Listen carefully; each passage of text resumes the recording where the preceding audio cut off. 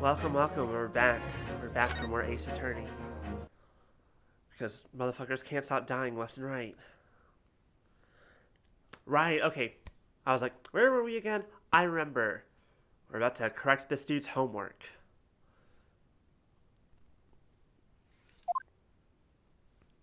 Red marks all around for Herlock Sholmes.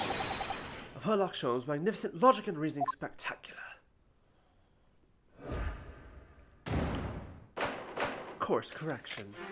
Hold it, Mr. Sholmes. If I recall correctly, we kind of ended last time with this motherfucker telling that motherfucker a bunch of stuff he should not be telling any motherfuckers. But he's a motherfucking idiot, so... First of all, we must ask ourselves on what business you ventured to this pawnbrokery today. You claim to follow this pickpocket here, having had the redemption ticket stolen from you on the street, which again, I want to reiterate. A point I think I made last week. If in order to get the item, you have to not only have the ticket, you have to describe the item and all this other stuff. It's like, clearly she must have done that. Clearly she knew what she was looking for. Like, he did too, somehow, but to be fair, he was also, she was wearing it, it was right in front of him at the time, so, who knows, we'll figure it out. But that is most certainly a lie. The real truth is something quite different. Has revealed by that which you hold in your hand. Yes, what brought you to this shop in the first place is the staff recruitment flyer. What? So, by Mr. Sholmes' reasoning, where did the flyer go? Mr. Benedict came here in order to apply for a job so he could dig down through the floor. Yes, in an attempt to tunnel into the sewers to gain access to the money in the vault of the bank across the road. But he wouldn't get very far with the broken shovel, would he? No, I think it's fair to say his motives lie elsewhere. The question is, where? What did bring Mr. Benedict here at this particular point in time? Well, what the hell? What is this?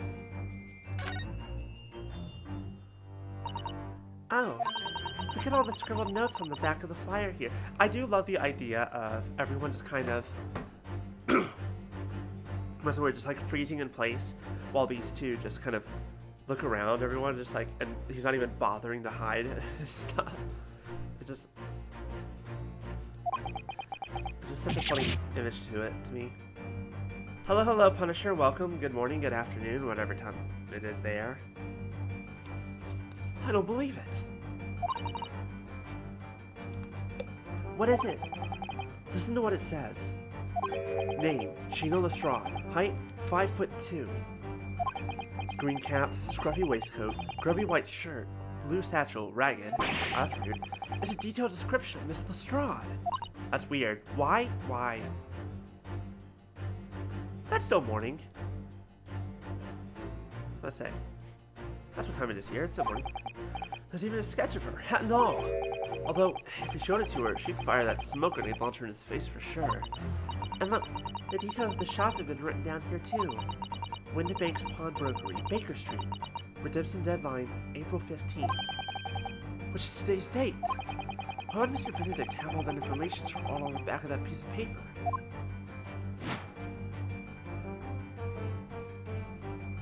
Oh, why don't we present it? And we'll figure that... Oh, wrong button. Why don't we present it? And we'll figure out the truth.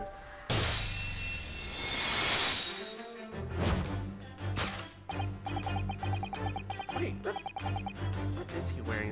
It's like a glove, but it doesn't go over... No, whatever. Yes, what brought you into this shop in the first place is the info about Miss Lestrade. Quite sure, my dear fellow.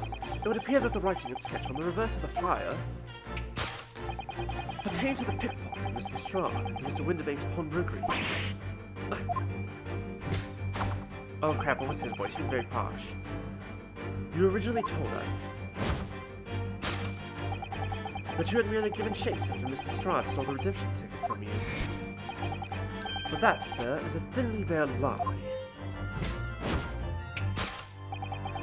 It's the information on the back of the flyer that led you here today, by which I mean here to Windibank's Pawnbrokery, and today, the redemption deadline of that overcoat. So, you waited outside for the young girl matching the description you have written down to arrive. And you have gone to some lengths to hide the reason for your pursuit of Miss Lestrade. In other words, there is some ulterior motive for your actions. That cane which you unwittingly clutched to your person exhibits an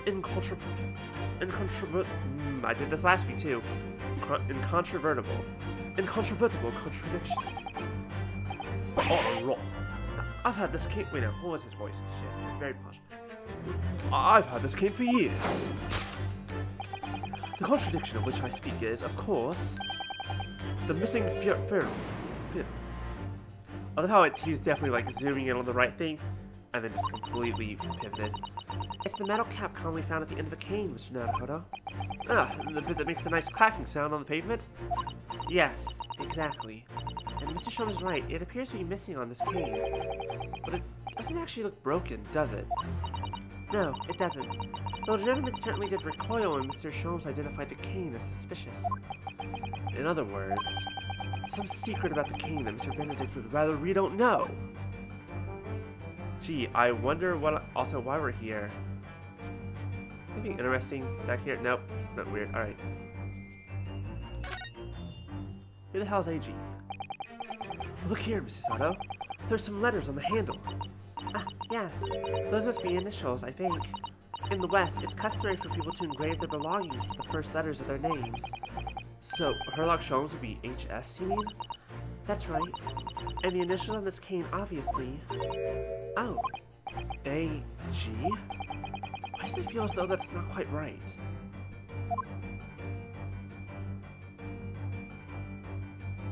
Take that!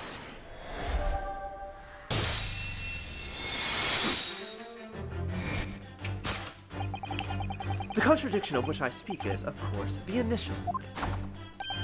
A most astute observation. What did you say, Mr. Egbert Benedict? What? Oh, that's right, that was the name he gave.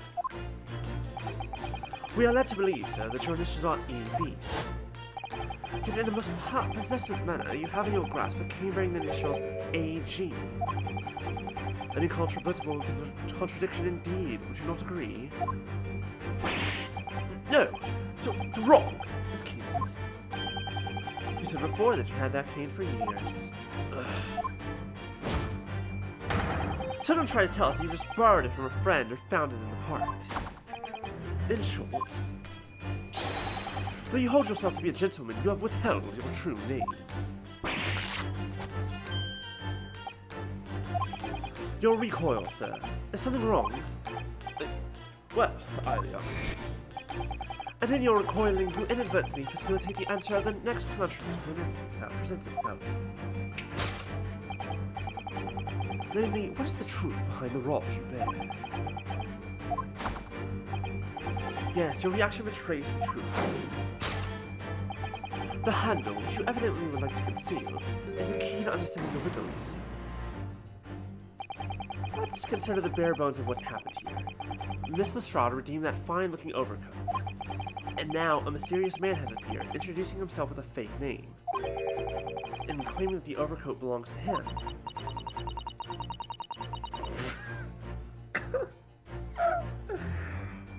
Oh. I'll go Gobs. Oh god. Gobs. Yep, nope, that's a good one. I'll go Gobs, Snubber, at your service. Oh god, there's so many ways I could go. We're just gonna ignore that. But we know that he actually identified Miss Lestrade from a written description, which suggests that everything else he's told us is untrue. So what we need to do here is somehow prove that the overcoat cannot possibly belong to him. Would there be... Is there initials on the... Hello? Oh, he's too big for this coat. Hello? Oh, the seam on the shoulder there is coming apart. Look. So it is. Do you know, a moment ago when Mr. Benedict was surprised by something that was said, I thought I heard him make a rather strange noise. It sounded a bit like a tiny growl, but now I think it was probably the sound of the seam ripping open. That's true. If I had a name like that, I'd be like, no, absolutely not. If you look closely, it does seem to be a very tight fit. The sleeves are stretched to bursting, and you wouldn't have a hope of fastening it at the front. If you were to run around it, I'm sure the whole thing would fall apart. That I'd like to see. Sorry? So how can we make Mr. Benedict run around? She's really giving this thought. How about we just present this evidence? Take that!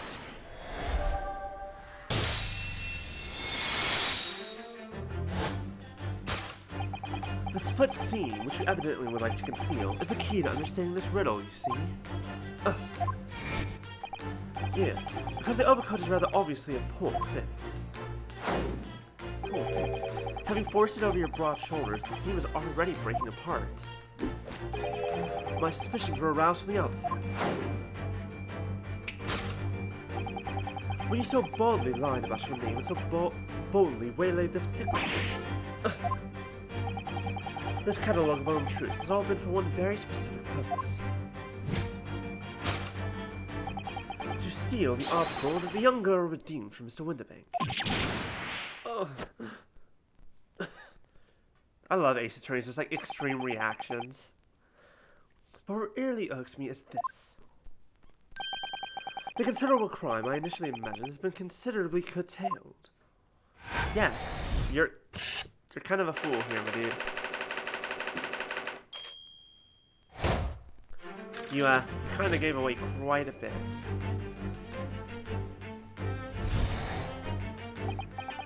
Now, Mr. Benedict, let us continue. For we must expose the details of this elaborate crime you have in the planning. This is utterly absurd.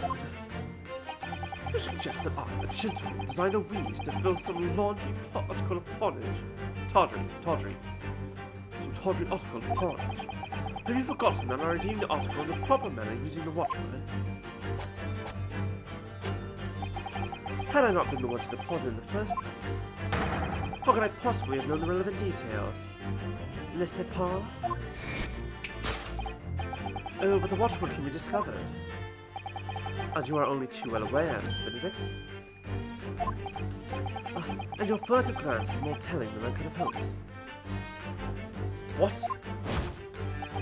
Let's consider how one might come to learn a secret watchword relating to the pawned property of another. 1. He just fucking heard the Strahd say it earlier. 2. He just read it in the book, either because he came in here when no one else was here, like stolen, or there was quite a bit of time when he was here before he actually... Yeah, Sholmes is he's clever, but I don't know, there's a weird disconnect between his eyes, his brain, and his mouth. Anyways, yeah, as they were standing there, like, that's my code. Like, what are you talking about? It's like, well, what's the watchword? He could have just looked over at any point. Just been like, well, it's right there. Another. The method is revealed by the council notice on the counter in which your eyes were inadvertently drawn. Look like 2 inches to the right, my dude. The direction of the deduction must change rather dramatically now, I think. Oh yeah, the designs in this game are pretty cool. It looks good. Yes, no more talk of tunneling into the sewers, which is a pity, because it all sounded rather exciting. Anyway, you can't deny that this mysterious gentleman did know the watchword. Yes, Professor. If you didn't know that word, Mr. Windermere would never allow you to redeem the article. Or, looking at it another way, if you did know that word, Mr. Windermere would allow you to redeem the article whether it was yours or not. So the question is, could this gentleman have found the watchword out somehow? Let's see here. Let's take a look at this. Nope, before I present that, A, not X. Look at this, Mrs. Sato. It appears to be a memo that Mr. Winderbank has scribbled to himself. Let's see. What does it say? Oh, Professor. The watchword. Mr. Winderbank must make a note of the watchword his customers give him right before their eyes. And an alarmingly clear script as well. Alarmingly clear?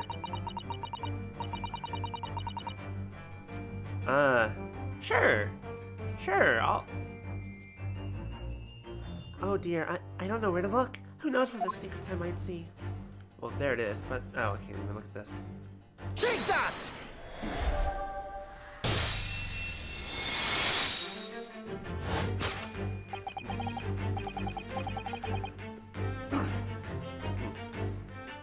I need some water. The method is revealed by the note on the counter to which your eyes were inadvertently drawn. Yes, the broker here follows the same procedure whenever a customer comes to redeem an article. He asks the customer for the watchword and notes down the response uttered on the notelet he has to hand. Oh, my throat's going. Hold on, I need more water. Ah. That felt weird.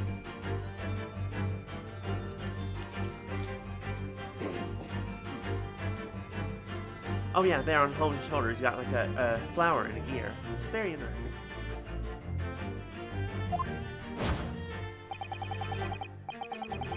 Then he consults his ledger and confirms whether or not the watchword matches that of the article in question. I would expect nothing much of a diligent pawnbroker, but his diligence clearly has its disadvantages.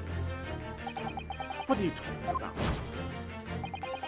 It is increasingly apparent that you were present in the shop before your accusation against Mr. Strahd. In all likelihood, you followed her inside and then observed her talking to Mr. Windermere. When the diligent broker made a note of the watchword, as is his common practice, you observed him writing the word "professor" on the notelet beside the ledger. And that, sir, was the master plan you devised to steal the pawned article from the young Mr. Strahd. Master, wait, no, hold on. Master plan, which brings us at last to the final chapter of this lurid scheme. Why would you go to such lengths to redeem that particular article from this pawnbroker? Are you quite serious? Quite serious. For an ill-fitting overcoat hardly seems to justify the effort, much less the worthless music box exists. But naturally, you had very good reason to make them yours, didn't you, Mr. Benedict? I have no idea what you're talking about. Allow me to present a rather interesting piece of evidence. You see, this picture postcard tells us words are hard. I can't read. The articles we're talking about are the overcoat and the music box disc that was in one of the pockets. Music box discs. Music box discs. Discs. Fuck shit. Music box disc. Fuck shit. I don't know why that series of words just fucked me over so hard. The music box disc that was in one of the pockets, which, according to Mr. Winterbank, isn't even worth a penny. And yet, this man went to such lengths to steal them. Why? I wonder if perhaps we already have the evidence we need to explain it, Mr. Netherhuda. Could we? Really? I'd better have a thorough look through all the evidence we've collected so far.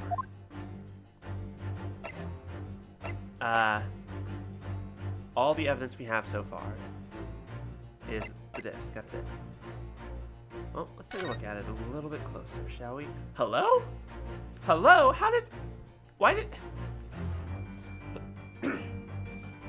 Okay, two things. One, how did no one notice this before?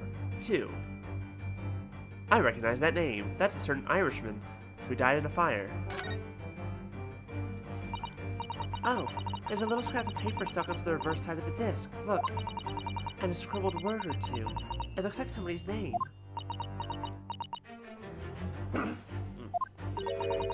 For McGilded. McGilded? It couldn't be. I have been wondering why Lestrade helped McGilded back in that case. Like, what did she get out of it, necessarily? But it is, Mr. Narhana, a name I shall never forget for as long as I live.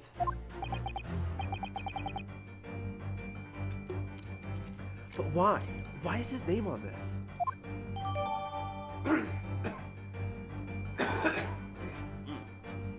Oh, my VTuber's neck just got absolutely snapped while I was doing that. Apologies, don't know what's wrong with my throat today.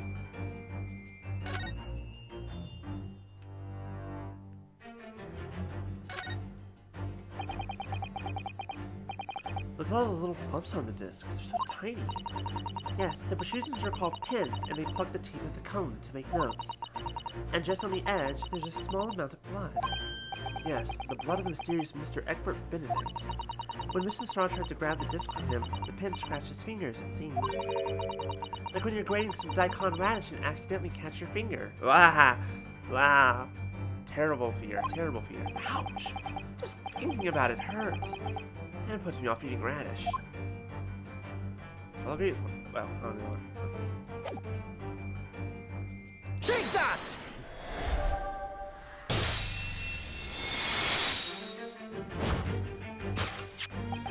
You see, this music box disc tells us all we need to know. What's that? What's that on the back? It reads, for McGill.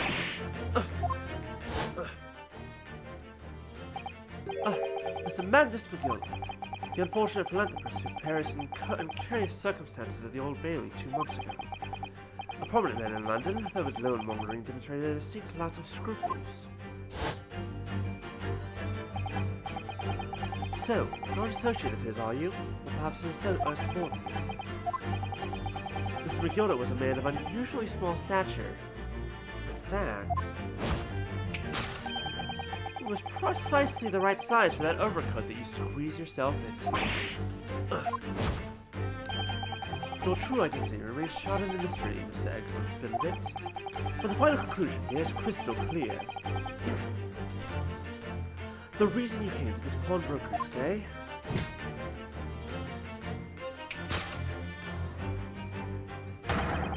was to retrieve an article left behind by the late Magnus McGilded.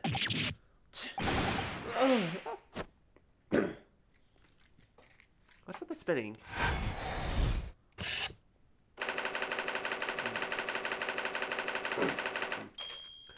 I think that there is probably one more item in that coat that we don't know about, other than the disc. Which is, Lestrade probably already took, let's be real. So, the question just kind of ends up becoming, what is it that he's actually there for? Well, well, Mr. Magnus McGilded. Not a name I expected to hear in these circumstances. Not a name I expected to hear in these circumstances. Mr. Sholmes, I'm afraid there's something very troubling on my mind. Pray tell, Mrs. Otto. Well, according to what Mr. Windibank told us earlier, today was the final day on which the coat could have been redeemed, was it not? That is correct. It will be precisely 2 months since it was first deposited. Wait, what day did McGilda die? Well, today's 15th April, so 2 months ago today. Would have been 15th of February, sure. That's right. It's all carefully recorded in my ledger. Deposited at 10:30 p.m., I see. What? But that suggests... Yes, February 15th is precisely the day on which the omnibus murder took place. And 10:30 in the evening is precisely the time at which the terrible events were unfolding. Oh dear lord. Huh. That kinda puts a... that puts a wrinkle on things. Suggestive is not the word. It would seem the matter is entirely beyond coincidence.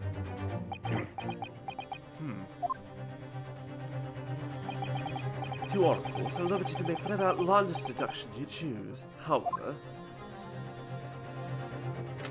Oh, hi! I must insist you hand over the music box disc now. Huh. Sir, please don't point that at me. It would be a terrible shame for you to return to your native land in a box. What do I do? Absolutely not. There are some things a man must protect at all costs. This may well be one of those things. Then again, it may not. Hold it! Mr. Windibank! This is my shop. I can't allow any harm to come to my customers. Please, sir, whatever you do not point it at yourself. If that would have happened, I should have to take my Mr. Windibank, Just turn like 90 degrees and you'll be facing him with the gun. I should have to take my own life. Mr. Windermere, no! Alright, that's enough. Oh, who's this dude? Haven't seen you in a bit. Inspector Gregson, how you doing, man? How's it going? Inspector? That's right, sunshine. The alarm was raised on one of our dedicated emergency lines. So we got here as fast as we could. Now what's all this about, eh? Oh, praise me! You're here at last! I was moments away from forfeiting my own life for my very own establishment. And he's still pointing the gun at us. Sir, if you would like to put that down, you're already going to be arrested. Let's see, you have the upper hand. He pointed a gun at me. Right, you have got some explaining to do. I don't appreciate being bothered with some petty argy-bargy. Did you... He pointed... And you... How is this not a bigger deal that he was literally just pointing a gun at me? Like... Petty? Mr. Windermere very nearly met with his end. And so did I! Hello? Yes, by his own gun, as far as I can tell. Oh dear. No, Britain can meet with its end if I don't get to the bottom of the case I'm supposed to be working on. What? What is this case, Inspector? Spare no detail, Gregson. Oh, I might have said a little too much. No matter, it's nothing to do with you lot. Anyway, sir, you're gonna have to come with me down to the Station, thank you. But of course, Inspector. Ah! He's getting away! Get after him, lads! This is the beat officer too. Sure. Did he just like pirouette his way out of here? There's been a spate of thefts at pawn shop around here recently. So fitted emergency buttons underneath the counters for brokers to let us know when there's trouble. How? Oh, Inspector, I was very worried there for a while. Very worried indeed. Well then, Mr. Permanently in mourning. Oh, right, the black overcoat, the black coat. Yeah. I'll be taking whatever it is, McGill. It's down to the yard, thank you very much. So hand it over. Oh, yeah, sure. Alright, that's fair. Here you go. No, don't give it to him. It's mine, that is. Mine. Yeah. I'll try, miss. Anything belonging to McGill, it has to be taken in as evidence now. As evidence? If the police demand something as evidence, my dear fellow, we have no choice but to capitulate. It's all yours, Inspector.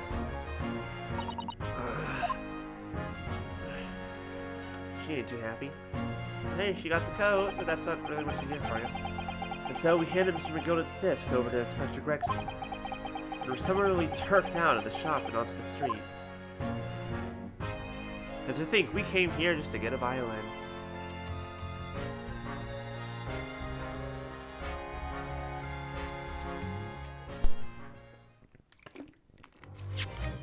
What was that all about?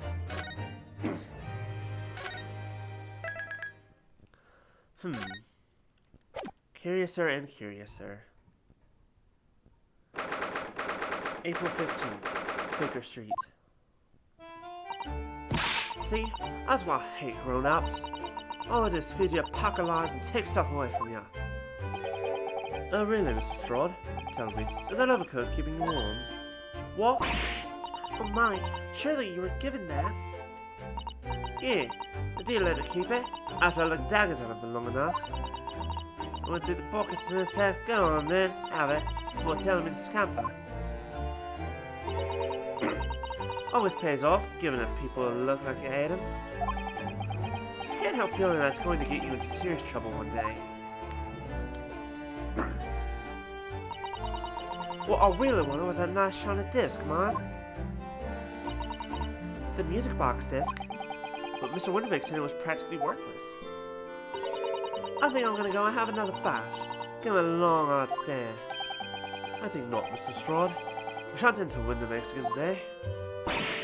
Why not? That's not fair! It can't be helped, I'm afraid. Police are investigating the scene now, taking a statement from Mr. Windermere. Without this mark, I had the ticket for this coat and it was in the coat's pocket. And there should be something else, or? That's what that rotten cove said, eh? Yes, he did mention something about another article, didn't he?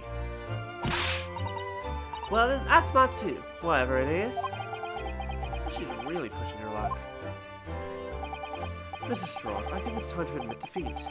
You've had your haul for the day. Yeah? It's all your fault, Sholmes. So what are your plans now? Will you dine with us this evening? Eh? Oh, she'll be delighted to cook, I'm sure. And I might entertain you with a modest violin recital. Where's that soft heart coming? Where's that soft heart at? Come on. Not, oh. What would I come around your place, eh? Have you lost your head or something? No. I think she wanted to come eat dinner with them. She is a street urchin after all. I think she liked a little bit of family. Oh dear, she's gone. Having reviled on me quite unnecessarily, I might add. I can't help wondering if perhaps she might turn up anyway. Interesting. Well, she's had a chance to calm down. I think there's a good chance they'll decide to come. Very well then. I'll inform Iris to set a place for our potential guests at the dinner table this evening. And one more thing. I should be glad of your company later too. I'm sorry? I believe I'll have a rather splendid surprise to show you. Oh, how exciting! You shall have to wait and see, Mrs. Soto. Until later, then. Exciting? What is it? Okay, yeah, I knew it was still late. Well, I guess that's that then. Also, he has all this stuff outside. You better be keeping a close eye on all that crap, or it's just gonna go gone.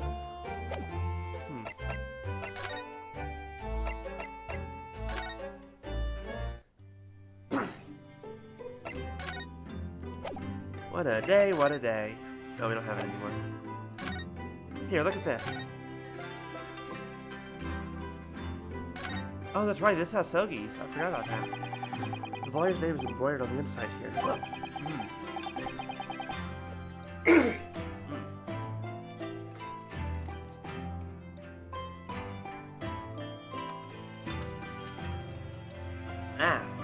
Curse my throat and the weird name. Let's make some tea after this. Kazuma Sogi. This was his band, of course. He had his heart set on his study tour in Great Britain. I'm sure he would have found the truth he longed for here. When he lost his life before he even had the chance to see the place. I have such a strong sense of his hopes and dreams when I look at his armband, though.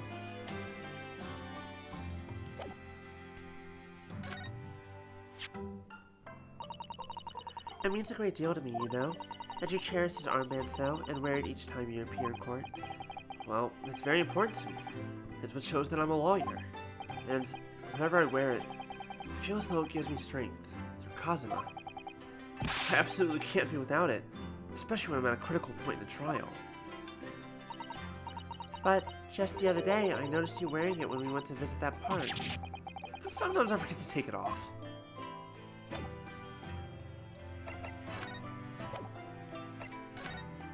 I guess we're just moving on then.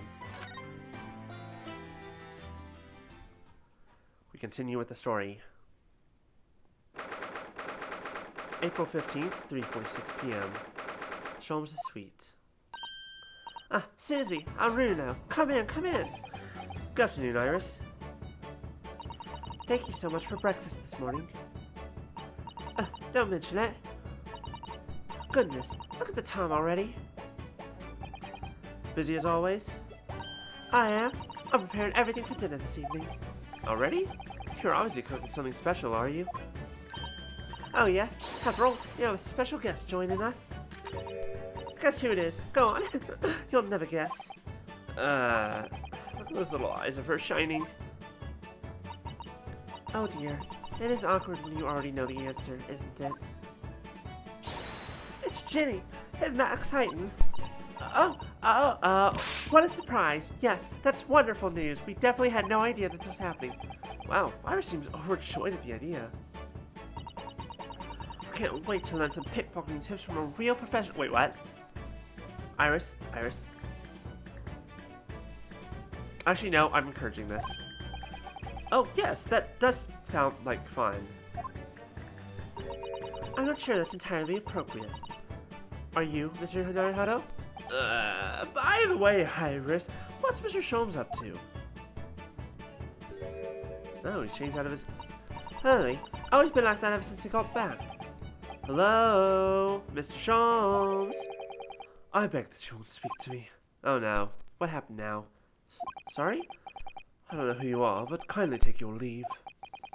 As you can see, I'm not here. I don't know how to respond to that. Just gonna knock on his noggin a few times, make sure it's not empty all of a sudden. I do apologize. When he gets like this, he's completely oblivious to everything. Yes, I see. Really, he was just like a hot child sometimes, Hurley does. Is it because Gregson didn't tell him about the situation earlier? Mr. Sholmes and Iris have something of a parent and child relationship, don't they? Yeah, but it's certainly not in the direction you expect it to be. Yes, except that Iris is clearly the parent here.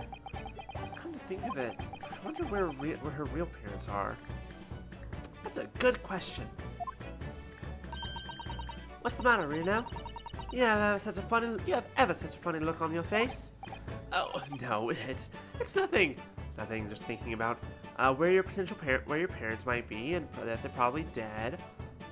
And I'm curious if what's your last name again? Oh yeah, no, your dad's definitely dead. We watched him die. No, we didn't watch him. Wow, we almost watched him die. We were like seconds away from it. A few months ago. Well, actually, it's been 3 or 4 months ago at this point in the game. We watched Mr. Wilson, the professor, die. I know what it is. Why does this girl live here with Mr. Sholmes, you're wondering? Am I right? Damn, she's better than he is. How did you... Oh, Reno. I can read you like a book. Ugh, this girl's dangerous. Don't worry, you can ask me anything. I don't mind. Oh, oops, wrong button. Sure, how do you know Miss Lestrade? So, by Jenny, you mean Miss Lestrade, the young woman from the McGilda case 2 months ago, right? Yes, who also stole my experimental smoke grenade launcher. Again. Although after the trial, I invited her back here and we had dinner together. And now we're the best of friends. Oh, what a lovely tale. Yeah, it sounds a little fanciful. Yes. Now if I bump into her on the street, she runs away as... she runs away as fast as she can. That's the game they play, I guess. Oh. And I chase after her down the back alleys. Interesting idea of friendship. But she's also 10, so you know what? That's fair, that makes sense. And then I have the latest color smoke grenade I've developed. Oh. There's so many beautiful colors in the world. Ginny wants me to make a whole rainbow. I suppose this means you've let Mr. Spod keep the smoke grenade launcher, have you? Yes, that's right. I'm not bored of it anyway. Hurley always reacts the same way when I shoot him with it now. Poor Hurley. Oh, I can't wait for Jenny to arrive. It's been too long since she last came over. Yeah, probably like 2 months. I'm so excited. Let's hope she does actually come. Now, why the heck is a 10-year-old girl living with this 30-something-year-old man who's not her dad?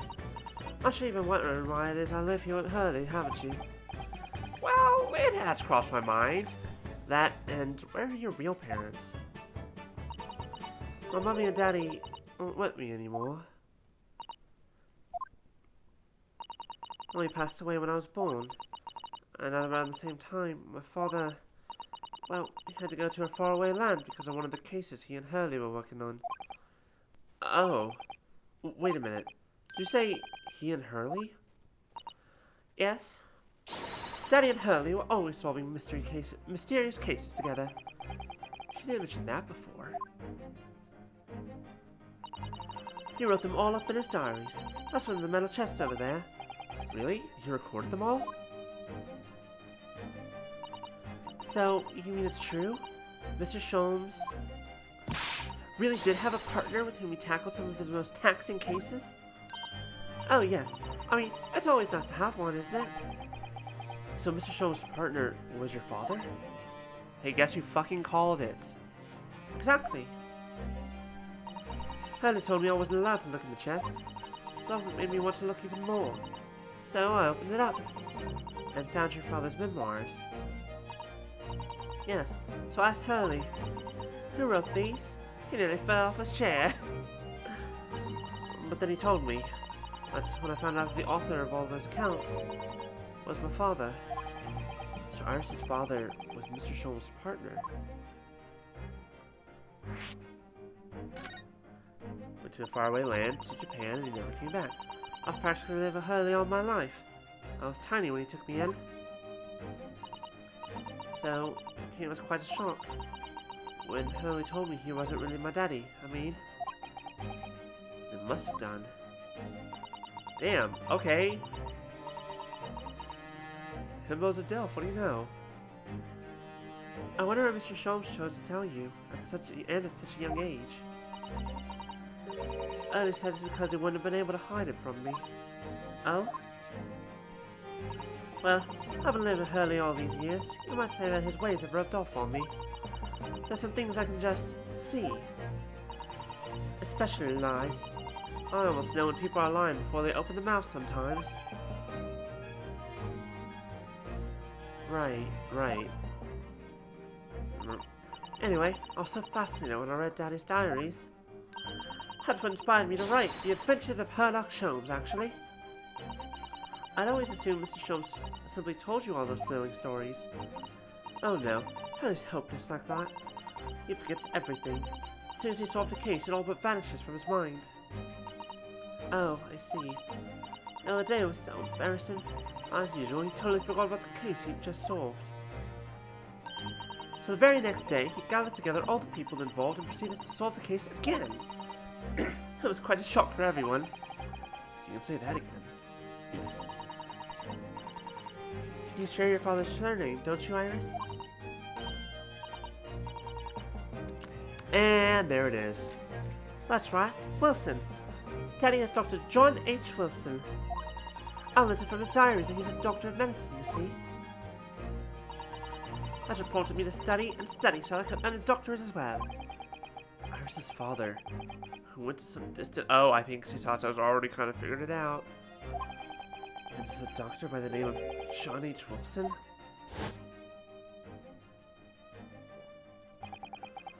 The court will now repeat on the trial of Ryunosuke Naruhodo.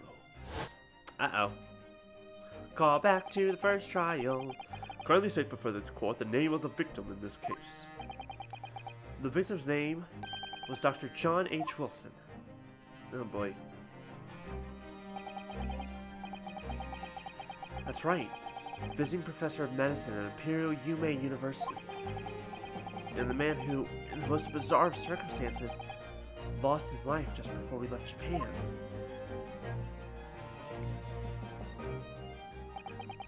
Mrs. Sato, yes. Perhaps we shouldn't pursue this conversation any further at this time. I think that would be for the best. My dear fellows! How good to see you! Wait, what happened to you? Wait, what? Mr. Sholmes! Wait, why are you suddenly... Why ever did you not make your presence known to me before?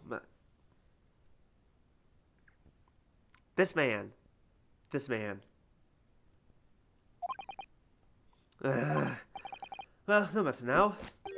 So, how the devil are you? We've been with you for most of the day. Goodness, really? Do tell me, Mr. Sholmes, is your violin unscathed? My violin? Whatever are you talking about, dear madam? Oh, never mind that now. I have something far more interesting to show you. I can't deal with this man. I really can't. Behold, my dear fellows. Found it. Oh, another music box disc. No, not another disc, Mrs. Sato. This is the one Gregson demanded we head over as evidence. Mr. McGill did this. Oh my. Then, what's it doing here? Also, that doesn't look like the same one. You know, at times, Mr. Naruhodo, I think that though I have an undeniable talent for detection, I may well be even more adept at larceny. Is that something to pride yourself on, sir? Oh, that'll be wonderfully exciting. He'll be a pickpocketing assistant. This girl just will go with the flow for anything. And Runa could be our go-to lawyer if it ever got caught. Right. Plus, Cindy has such beautiful handwriting. She could write all menacing crime notifications. Yes, I'd be delighted. Weren't you the one earlier saying that it would be bad to learn about pickpocketing from Lestrade? Okay. I was going to pretend this conversation never happened and move on, I think. That's a plausible deniability. That's fine. Now, what the hell? I don't understand. How did that disc come to be in your possession? I thought Inspector Gregson took it back to Scotland Yard. Quite correct. And that sort of uncompromising attitude is precisely why I always carry some of this. That's a bar of caramel, Mr. Sholmes. Your one and only friend in times of loneliness, if I'm not mistaken. If you will humor me, my dear fellows, cast your minds back to when the good detective confiscated the disc. We'll be taking that, whatever it is. We get it to the yard. Thank you very much. I'll hand it over. Yes, of course. Please demand something as evidence, my dear fellow. We have no choice but to capitulate, blah blah blah. We've already seen this. It's all yours, Inspector. For the briefest of moments, I had the disc in my hand, did I not? Yes, you did, but I still don't understand. It was at precisely that moment that I summoned my one and only friend into action. I pressed the disc into a pair of bars like this. How did...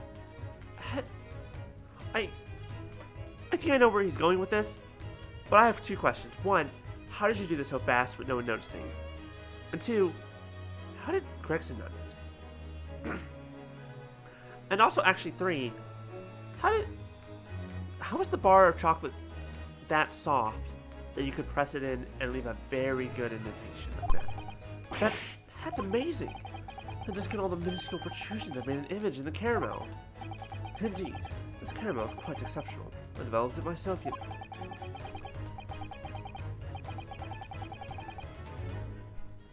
You clever bastard! Suitably soft for making impressions, but resistant to melting. The result of a precisely controlled solution. I hate this man. He's an idiot, but damn, he's also a genius. Fuck God. What the hell?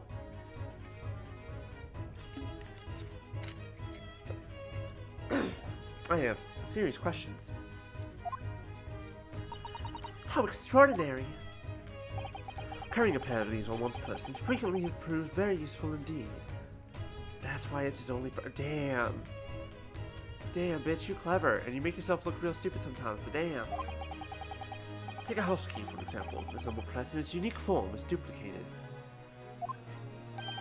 Look into anyone's property at will, and never without high sucrose nourishment. Yes, it sounds illegal. From the image, I was able to create this. I confess I was most curious to know what manner of music would issue from the disc when played. Holy shit. Do tell us then, Mr. Sholmes, what music does the disc play? Well, unfortunately, I have no idea. No idea? None whatsoever. Are you familiar with the workings of a music box, my dear fellows? Well, according to last week, part of why it's not worth anything is because there are so many different brands of music boxes and music discs that if you don't know what goes, like, how they match up or what the disc goes to, you're kind of shit out of luck. You have to try them on every single box in the city, basically. Are you familiar with... Oh, wait, where are you with that? No, I'm afraid not. Goodness, you don't know, Reno?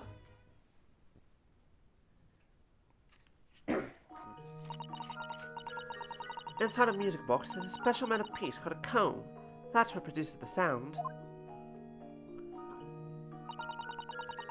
Small protuberances pluck the different teeth of the comb as they rotate past it, making the different notes. The first music boxes to be invented used a rotating cylinder with protuberances on it.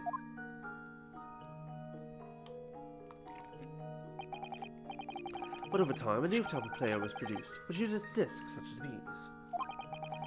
With that development, the popularity of music boxes spread far and wide, all around the globe.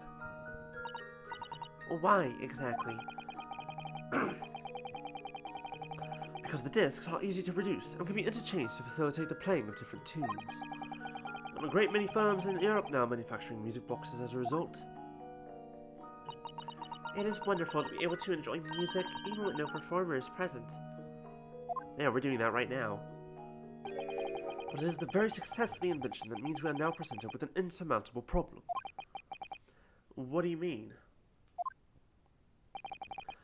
As you may imagine, the construction of one firm's music box is not much that of another, and we have no way of knowing in which music box this particular disc was designed to be played. There is no resolution to this problem, I'm afraid. It's quite intractable. Well, here's an idea. Let's break into Mr. McGilder's house. See what music box he has. I see. So that's why. Although 2 months later, there's a good chance that it's all gone, but who knows?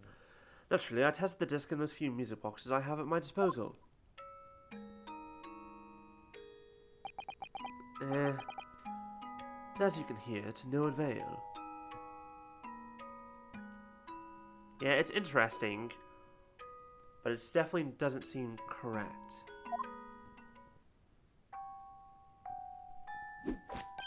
That one's much worse.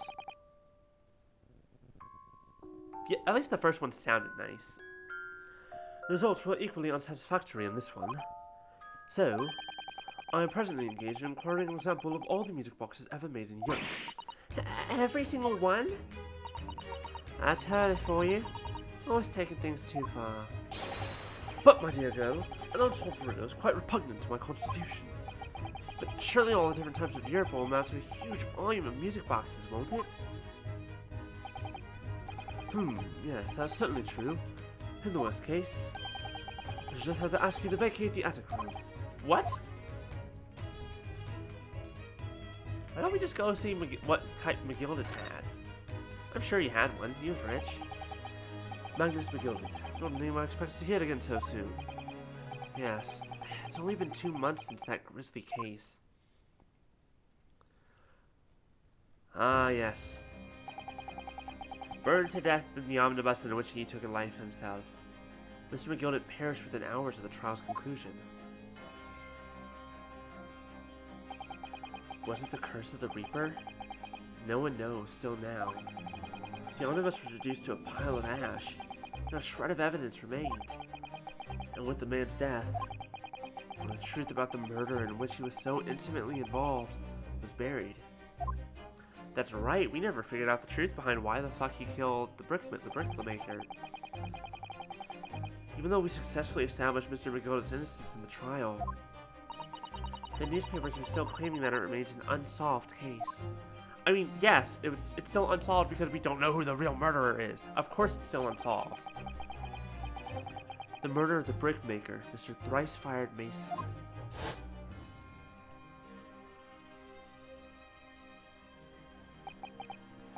In the end, the truth of the matter remains a mystery. We still have no idea what really happened that night. Hold on, this one I want to look at real fast. And although Mr. McGilder was found not guilty through my defense. Okay, we're good. I still don't know if that was the right judgment or not. I'm laughing at you from beyond the grave, laddie. It would appear the case is not yet closed.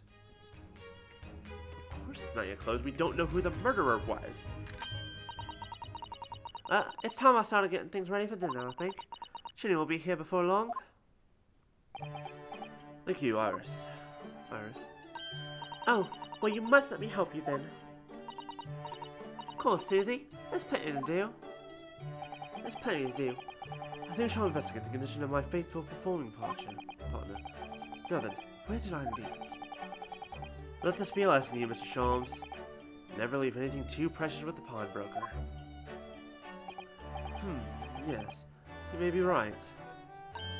Oh, that reminds me of something Mr. Windibank said before. He said that he had a manuscript of Iris's in pawn, didn't he? Did he?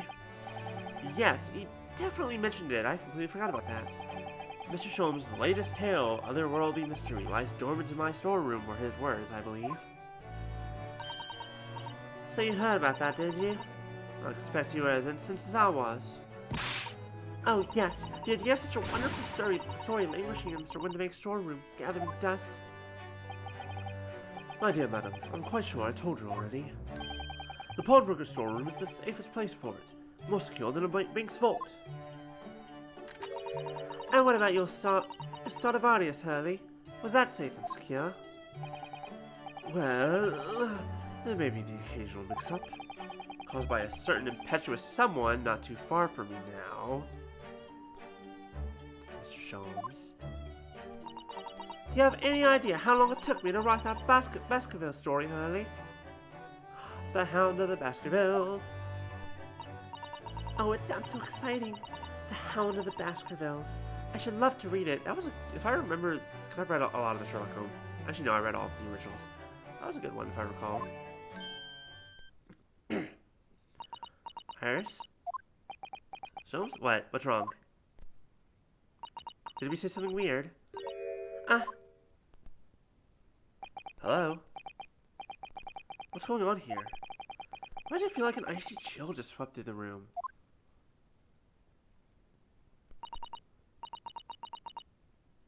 Susie, what did you just say? Wait. The Hound of the Baskervilles. So let's read it. What? Wait. Why does she know the title? I don't remember. Wait.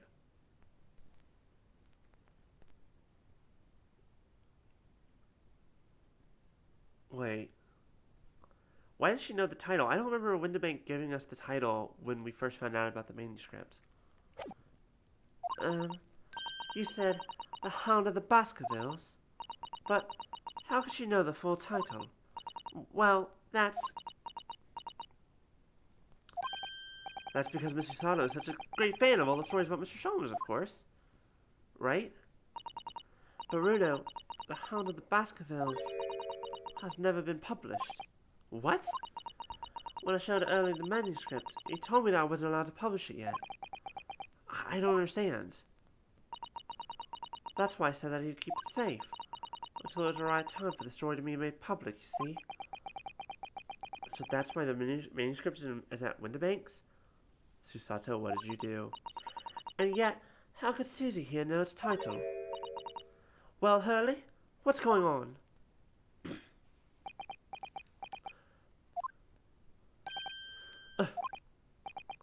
What is it, Mr. Sholmes? It would appear our guest has arrived. You changing the subject, bastard. Miss Lestrade, hi, welcome. How's it going? This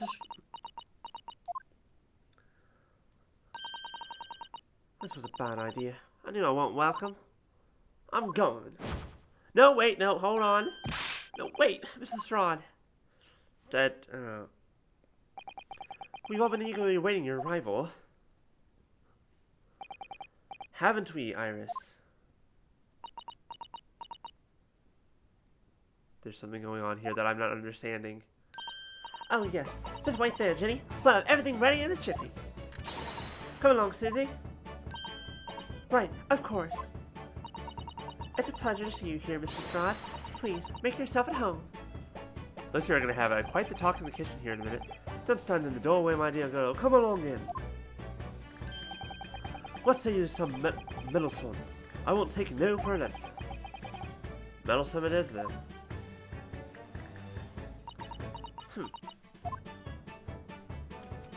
Kitty! Let the soft heart come out through the kitty. No one can resist the power of the kitten. That evening, Iris prepared us all a meal that was even more delicious than usual. Mrs. Sholmes' violin performance was in no way meddlesome, and Gina, as we came to call her, taught us all how to steal things from one another without being noticed. All in all, very fun and eventful evening. You know, normal party trick stuff. Everyone thoroughly enjoyed themselves well into the night.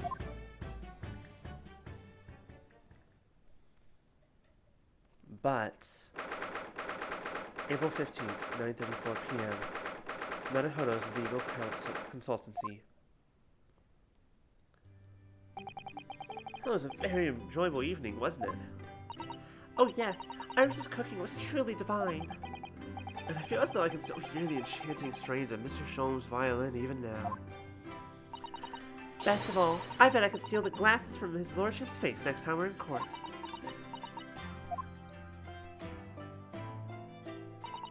Nadahodo-san, could I consult with you about something, I wonder? I mean, we're here in the consultancy, now would be the time to do it. What's the matter, Sasato-san? It's about the telegram I received. Ah, the one that arrived first thing this morning, I suppose. Right, I forgot that existed. So much has happened. I've been summoned. What? Summoned? What do you mean? The telegram was from the Lord Chief Justice's office. Lord Strongheart has asked to see me. I have concerns? The Lord Chief Justice? When? Tomorrow morning. What? We have to start preparing at once. Oh, no. That won't be necessary, Mr. Nadahodo-san. I've been summoned alone. Alone? Hold on, 1 second. As your, more or less your guardian here in Britain, I say no, you're not going alone.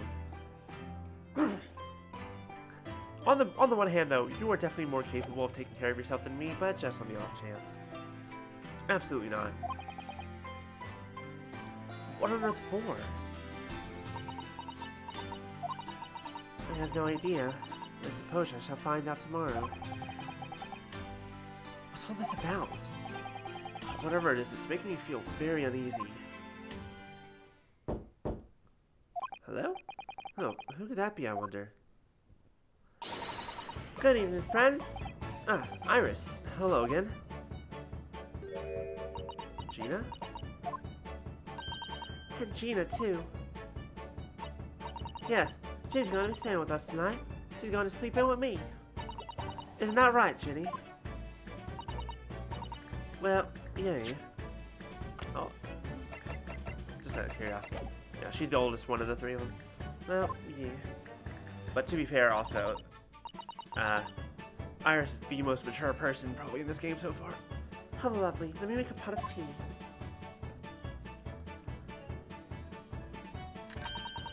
You know, I've learned so much today.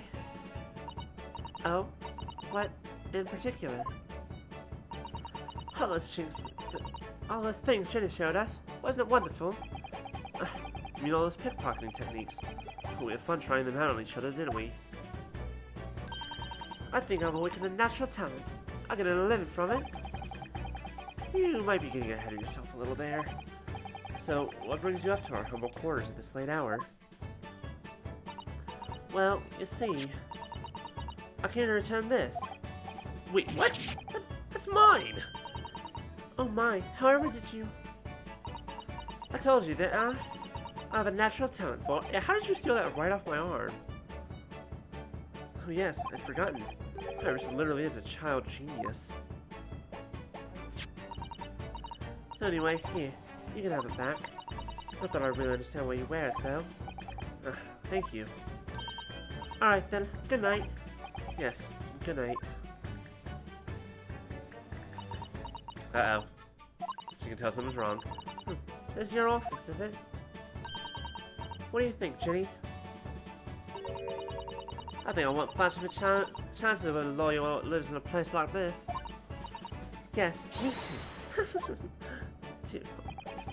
It seems as though Iris here still has something she'd like to talk about.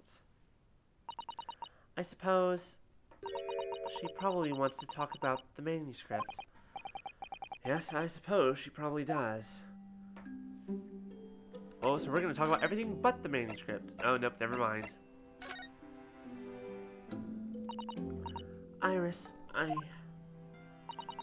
I suppose you're hoping to talk about the manuscripts, aren't you? Aren't you going to tell me? I'm so sorry. I need a little more time, please. What the hell are you on about? Alright, I understand. Hope it haven't made you feel awkward. Oh no, not at all, Iris. Not at what? What is happening here? Wait, should this be the other way around? What's happening? Do you follow any of this? I don't know what all this really is about, really, but the story you made up, isn't Iris? This manuscript or whatever you call it. It's not exactly a story that I made up. It's something I read in Daddy's diaries. Daddy's? That's right. I don't suppose I mentioned it to you before, Ginny, but my daddy was Hurley's assistant once. His partner. Huh? They solved all sorts of strange and mysterious cases together. Is that right, mister? Apparently so. Not as surprised as you are, though. And Daddy wrote all the details of every single case down, you see, in his diaries. So I study them and write my stories based on what actually happened. So, where's your old man now, then? He had to go away on urgent business to a very faraway land. He'll be gone a very long time.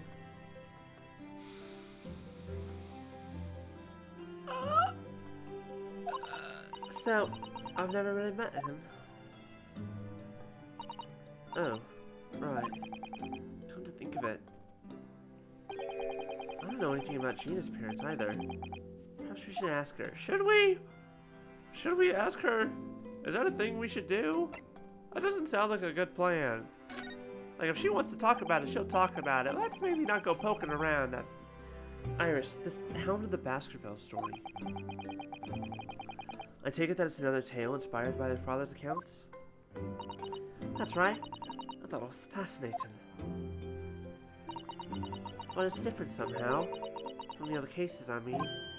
Oh, how? I don't really know. It must be special in some way. Because after I'd written it, I showed the manuscript to Hurley. He turned as white as sheet. It was the first time I've ever seen him like that. It pains me to have to say this after you toiled over it for so long, Iris. But the story must not be published at this time, under any circumstances. But why not? It's one of my best works. I'm not at liberty to say, not now. So please, do not ask me. Well, crap. So here kind of becomes a thing. This is the man who, well, this was a while ago, but like, this is the man who today spilled the beans on the large fucking sum of cash that's right across the street from where he's living, so. And he's still being quiet about this? Oh boy. Alright then, I won't. But I do solemnly swear that I will explain everything one day, Iris, when the time is right.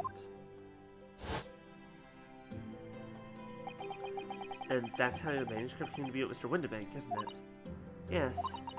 And he said it had to be somewhere very safe. That really gets my goat, that does. It's treating you like a child. It's mean, that's what it is. Keeping secrets like that. I'm sure Mr. Holmes isn't trying to be mean. Eh? If he said he wasn't at liberty to talk about it, I'm sure there must have been a very good reason. I think so too. Yeah, you seem to know more than you let on here. You're not too trusting for your own good. I can't pull wool over my eyes. Someone's lying to Iris. I bet my life on it. What?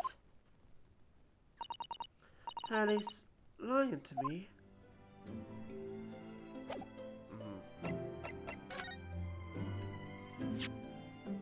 Nope. Just standing there in the shadows. Gina, what did you mean when you said that you know Mr. Sholmes is lying to Iris? Well, he reckons it popped up manuscript or whatever, right? But come on, that's obviously a load of rubbish. Oh my, Why would you think that, Gina? It's simple. If that story was really an old Winterbank storeroom, there's no way someone halfway around the world, in other words, you, could know about it.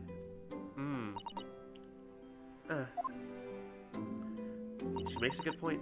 Sorry, Iris, but if you ask me, he sold it. Without telling you. But Hurley would never do something like that. I'm sure of it. Ha! Graham's doing a lot worse than that, believe me. Bare-faced liars, a lot of them. You just ain't realised it yet.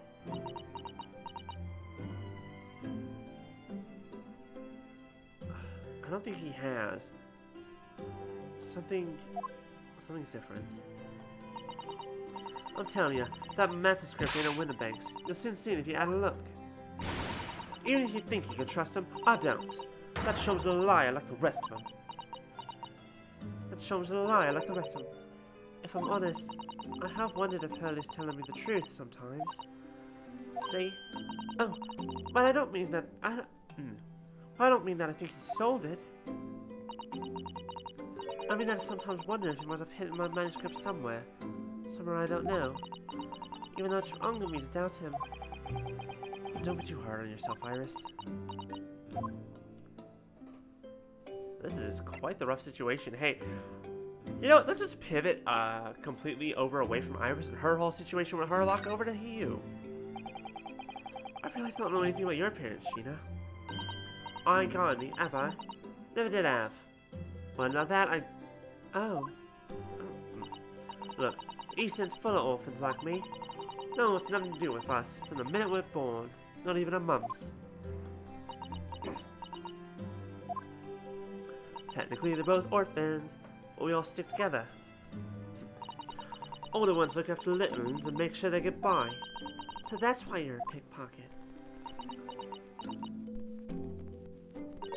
Nah, that was my life. I love it. I get a kick out of it every time I listen to pompous idiot's purse. And that's all we all afford to eat. A little wrong with it, eh? That's how I see it. Oh, Gina. I do think about it sometimes. What it'd be like to have parents, I mean. I thought I'd make everything right. But I haven't listened to what Iris just said. Sounds like having parents ain't always easy either. Oh. I mean, if you know you never had them, you don't feel like you're always wanting to meet them. And now Iris will never get that chance. It's true. See, now I'm sad. Now I'm just real sad. That's all that's happening here.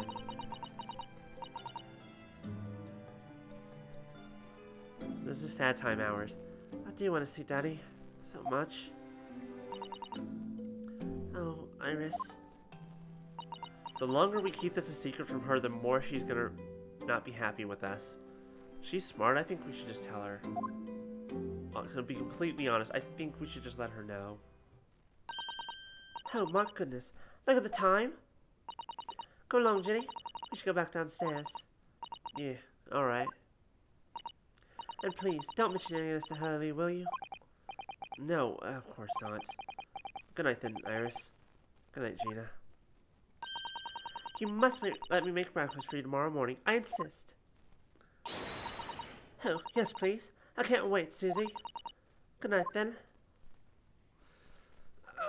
There's so much happening, and we haven't even gotten to the actual case of the case.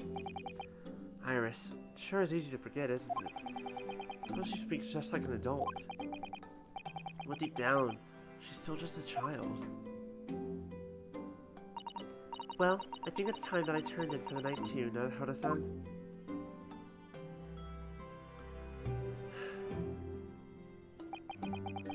Dr. John H. Wilson, Iris's father. But also, the name of the murdered visiting professor at Yume University. It can't be a mere coincidence.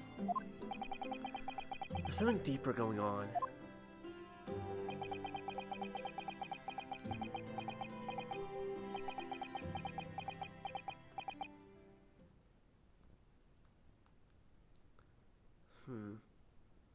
I'm trying to remember the Hound of the Baskervilles. It's been so long. Naruto. Mr. Naruto. voice. That's Mr. Sholmes. Sholmes? What's going on? It's the middle of the night. It's Mrs. Strahd. She's gone. Gina? She was supposed to be sleeping in Iris's room, but her bed is empty. Well, she's an independent young woman. She probably decided to go home, no? I think not. From speaking to her before she retired, I get the distinct impression that she was looking forward to her breakfasting with Mrs. Soto. No, I don't believe the girl has gone home. I've been waiting for over an hour now. Over an hour? Oh. If you'll indulge me, look out of the window, my dear fellow. Am I gonna see something on fire? What's this about?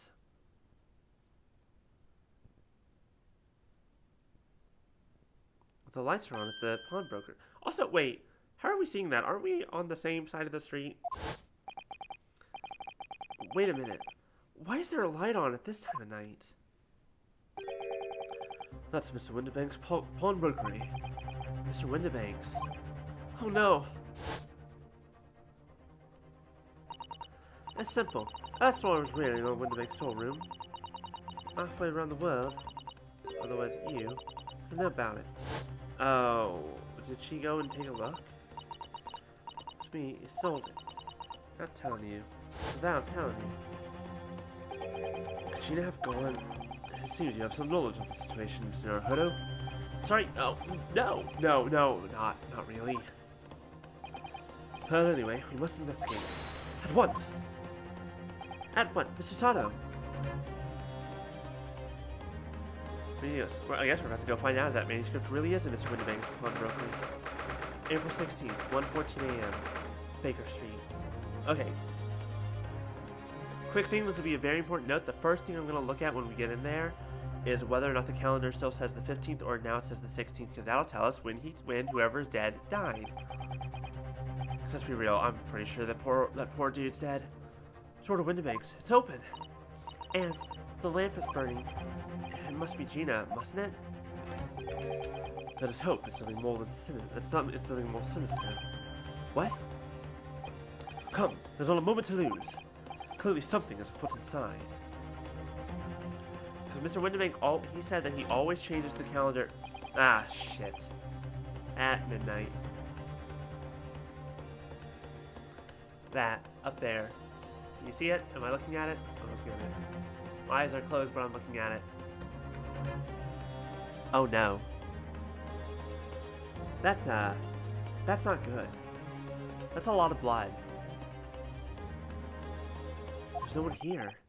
Oh yes, there is. Ah! Mr. Sholmes! Mr. Sholmes! What the? Has Holmes been shot? Leave me, Mr. Naruhodo. But after them, go! Right.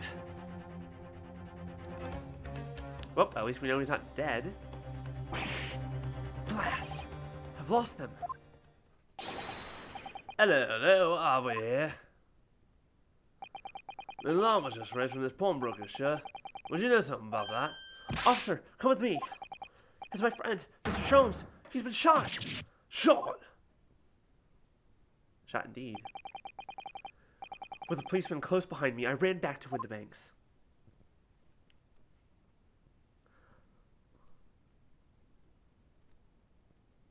Mr. Sholmes? Oh, okay. Mr. Sholmes! Mr. Naruhodo. He's alright. How bad is it? Never mind me, but there's much at stake. Behind that door. In the storeroom. Hurry! We're gonna find the corpse of Windibank. And I shouldn't be singing it, but I do that when I get scared. Things are bad. Look down. Yep, shit.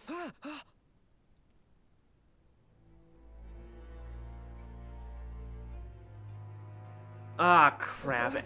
It's Gina! Yep, nope, that's...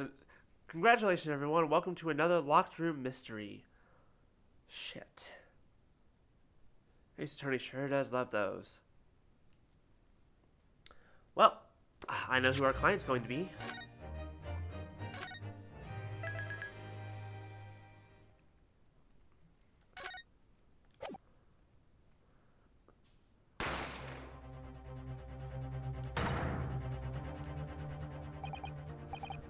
Hope you're alright, Mr. Knight. Okay, we already did this. This was last night. Blah, blah, blah. She's after him. Didn't find him. Found a dead man and a sleeping girl behind. Well, knocked out girl behind. Although that should help with her innocence a little bit. The fact that she was knocked out. And she has a gun in her hand. Oh no. Oh no.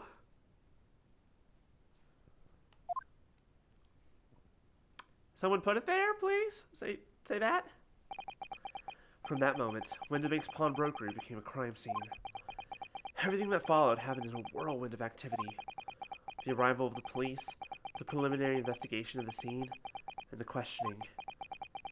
It was just before dawn before I was allowed back to my lodgings at 221B. The important note is, who the hell were those two shadowy figures that shot Mr. Sholmes?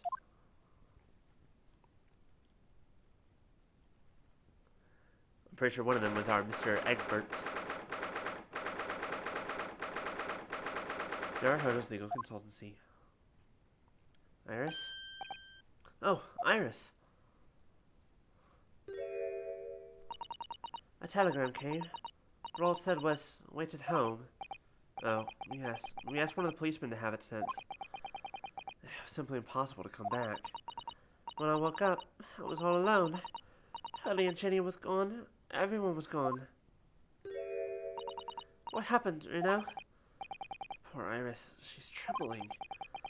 She's obviously trying very hard not to let herself get too worried. I'll explain everything that I know.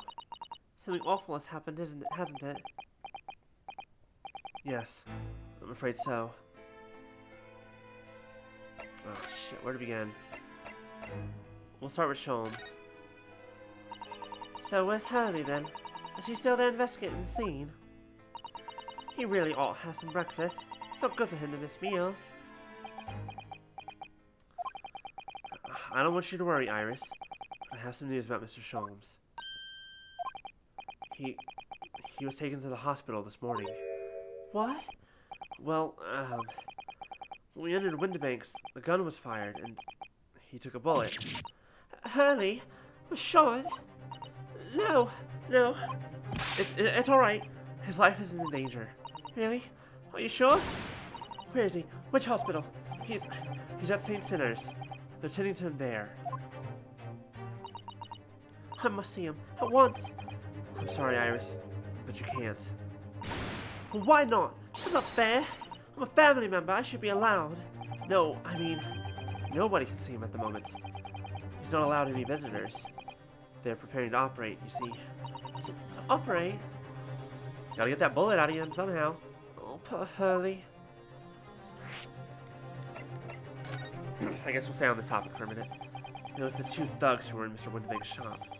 They shot Mr. Sholmes when we disturbed them, you see. It was pitch black inside the shop at the time. My mind went totally blank, I'm afraid. I just froze. After them! Go! After that, I ran out into the street, but, well, we were long gone. I shouldn't have hesitated. I'm so sorry. It's my fault. I let them get away. I think it's a very good thing. Sorry? Well, if you'd seen which way they went and chased after them, you might have been shot as well, Reno. On top of everything else, I couldn't bear that. Oh, Iris. Yeah, all in all, that's what happened. Sato? Where's Susie, Reno? She's still at the police station. Oh, why? I expect she's still being questioned. The police said they wouldn't be finished for a while. Well, why aren't you there, then? Well, I didn't get a good look at the criminals anyway, so they weren't questioning me for long. and Mr. Sato stayed behind at the scene to attend to Mr. Sholmes, so they didn't get started until later. I see. Besides, one of us had to come back to be with Iris. I'm glad Inspector and Gregson agreed to me leaving early. Should have let me know, and I would have come to the station. I'm sorry to tell you this, Iris, but Mr. Winterbank is dead. Huh? He was shot. We discovered it in the early hours of the morning. Oh, yes, I had a feeling. You did? Well, I saw all those police carriages pulling up outside his shop. So I knew something must have happened there. When we entered Winterbanks in the small hours, we disturbed a gang of 2 thugs. They ran out into the street and I chased after them, but they got away. So, it was one of them who shot old Mr. Winterbank, I suppose. I don't know, but that's not what the police believe at the moment. Oh, why not? They've arrested someone else as their prime suspect, you see? Gina. Ginny? But why? Well, the thing is... No, Ginny wouldn't do something like that. I know. None of us think she did it. Then why have they arrested her? I'm sorry. There was nothing I could do.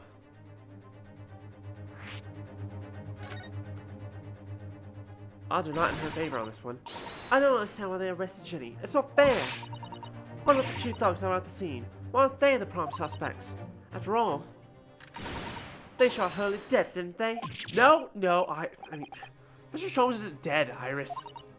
This is also horrible. The thing is, Mr. Winterbank was found on the floor in the storeroom, where he keeps all the deposited articles. And the storeroom door was locked from the inside. I see. But he wasn't alone in there. Gina was found next to him on the floor as well. Okay, but here's the thing. A very quick note I want to make personally. It was locked from the inside. Yes. You know what else though? Oh, if it was locked from the inside, how did we see it? How did we know that they were in there? That they were dead and blah blah blah? How did we see them? Oh, well, we opened the hatch that we can look through. Oh, the hatch. There's a hatch there, you say. Question. Is there a window on this hatch? Was there a glass pane? Oh, as a matter of fact, there wasn't. Oh, someone could just reach their goddamn arm through and lock the door from the outside.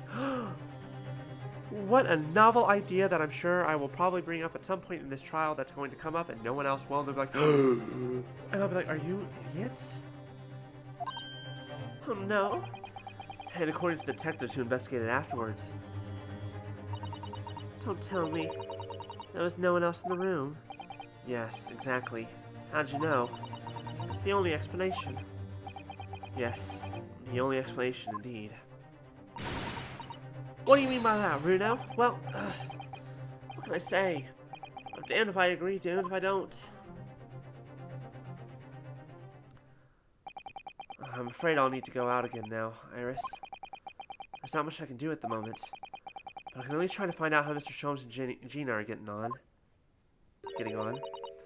I want to go too. Take me with you, Bruno. I can't stand just sitting around here waiting. I'm not sure how I feel about taking a 10-year-old child to the scene of a murder, but I don't want to leave her all alone here either. Alright then, Iris. Perhaps you can help me? Oh yes, I'd love to. Gina's at the prison. Mr. Sholmes is probably in his hospital bed. And don't forget, we have to visit the crime scene. We need to conduct a thorough investigation. I can see you're ready for action. I imagine Iris would appreciate going to the hospital sooner rather than later. We'll stop there first, then. Meet up with the man who... Oh, a new location. Love autographs, don't you? They're so exciting. It was different to normal today, for some reason. You know, I think a good visit to this place. A bit quiet when Hurley's not around. This place yet. Don't forget to take him with you when you go. Well, here it is.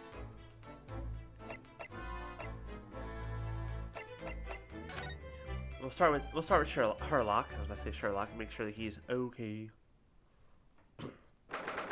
Make sure that he's very not dead. Hurley, Oh. He's not here. No? That's strange. Nurse definitely said he was in the bed by the window, didn't she?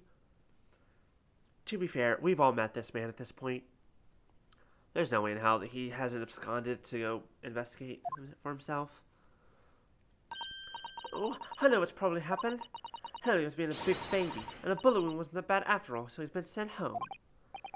I'm not so sure about that. Baby or not, there's no question that it was a fairly serious injury that Mr. Solmes suffered. Oh. Hello. What are we here? This water's off limits. No visiting. So what are you doing in here, eh? Well, I'll have you know, we're Hurley's next of kin. Well, begging your pardon then, ma'am, sir. The lady and a curious Eastern gentleman. The great mystery solver has a mysterious family, eh? Yeah, no, that's how you see us? Sure. Where is he, Constable? Where's Hurley? Hurley is currently in the operating theatre, ma'am, undergoing an extensive operation. Extensive? It has been several hours since I went in. Hours? Jesus, oh dear. Is he going to be alright? Well, it doesn't appear to be working, you see. Anesthetic, that is. Oh. Ah, I'm starting to see the issue. This should have been a fairly simple operation, but, this man and his drugs. Oh. I've had a report by a gentleman claims he may have had a little too much to drink last night. Coffee, that is. Anyway, I think it would be fair to assume that he won't be back here for several hours yet. I see. Thank you, Constable. Perhaps we should leave and come back later. Oh, poor Hurley. Yeah, you know, if this were the actual Sherlock Holmes books, I'd say that it's just because he's way too loaded up with cocaine most of the time. When a regular anesthetics do jack shit. There's no sport on the wall here. Look. Let's see. What does it say? Thought of the day. On seeing any vermin, calmly and discreetly inform matron. Oh yes, I have rats and mice in hospitals like this that would love to feast on all the medicine. If you don't deal with them, there's nothing left to treat the patients. Rats and mice? Oh, I see. This is a rather old building, I suppose. Yeah, this place is, kind of ramshackle. But the doctors and nurses are all very good, I hear. And I certainly hope so, for Mr. Sholmes' sake. Window, nope. Something to look at. Why is there nothing to look at? Alright, fine, nothing to look at. We're leaving. To the prison, then. Talk to Miss Gina, see what she has to say on the whole matter. I'm sure it'll be, potentially not very enlightening, but we'll see.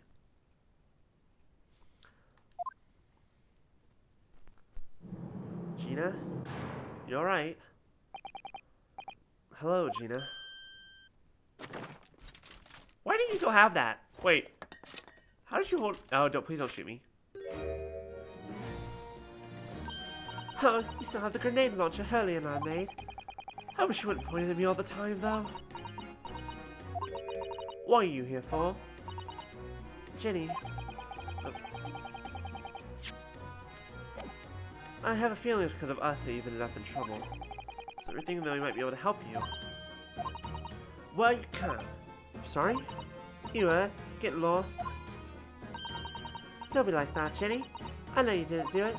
You'd never shoot someone. I just know you wouldn't. You think you know me? Pull the other one. Oh. You only got the first idea about the likes of me. I'm a thief. I'll pinch people's purses when they're walking down the street. That's how I get by. If I saw my chance, I'd sneak into a pawn shop any day of the week.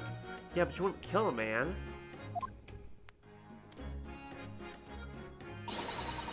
Just to see what I can lay my hands on. Get? That's the kind of person I am. Yeah, about that. I'm starting to see the mask here kind of falling and crumbling away, my dear girl. No. You went to the pawnbrokery to find the manuscript, to see if he had the manuscript for Hound of the Baskervilles for your dear friend Iris, who you love ever so dearly, despite the fact that you will never admit it. She's probably one of your only friends, and that's why. But still. But Ginny, I'll be in court tomorrow, they said. Some coke came up before and said he'd be a lawyer for me or the like. So it's my right or something. But I told him to get stuffed. I don't need no lawyer. I don't need one. She couldn't be staring at me any more obviously if she tried. Are you being like this, Ginny? Yeah, that's a serious question. I probably should have gone there first to get evidence, but oh well. I don't understand, Gina. Why did you send the public defender away? They wanted me to sign some papers. Representation papers or something like that. It's all gonna be rigged anyway. The whole trial. They'll pin on me because I'm a kid. That's what grown-ups always do. Why do you think that? Because that's how it's always been for me, growing up in the back slums. My whole life. You do what the grown-ups tell you and get your mates dragged off by the coppers. Or worse. I've had it happen to me before and all. Been sold out nearly snaffled on the back of it. Snaffled? You can't trust no one. What's the point? As soon as you do, you're going to grass. Dead. Gina, listen. If you like, in tomorrow's trial, I could forget it. Ginny? Don't you trust Runo? Nah, I don't. Look, I'll ask you nice and now. Just leave me alone. Alright, fine, not as a lawyer, but as your friend, what happened? Last night, at the pawnbroker's. There's nothing to tell. I figured it'd pay me, so I broke into the place and started going through the storeroom. The old bloke walked on to me on, you know, the rest. Why are you lying? But why, Ginny? Why would you do that? Ain't it obvious? The place is full of stuff I could sell for a shilling or two. Don't ain't easy, you know. It's a lot of work, and half the time you don't even get nothing. Is that really why you broke into the place? What? Are you sure the true reason wasn't something else? I'll give it a rest. What would be the point anyway, eh? No nothing to say about it would make a blind bit of difference. Please tell us, Ginny. We believe you, whatever it is. She was there for the manuscript. Believe me, don't be daft. You can't believe nothing. Everyone lies all the time. And you know what? When it comes to lies, I'm the biggest of the lot. I've told some unforgivable lies, I have. What do you mean by that? What unforgivable lies? I bet she's referring to the case Mr. McGill did when she was under the seat, which we know was a lie at this point. Because it was largely her testimony that helped get him off. Well, and the, you know, messing with the omnibus itself.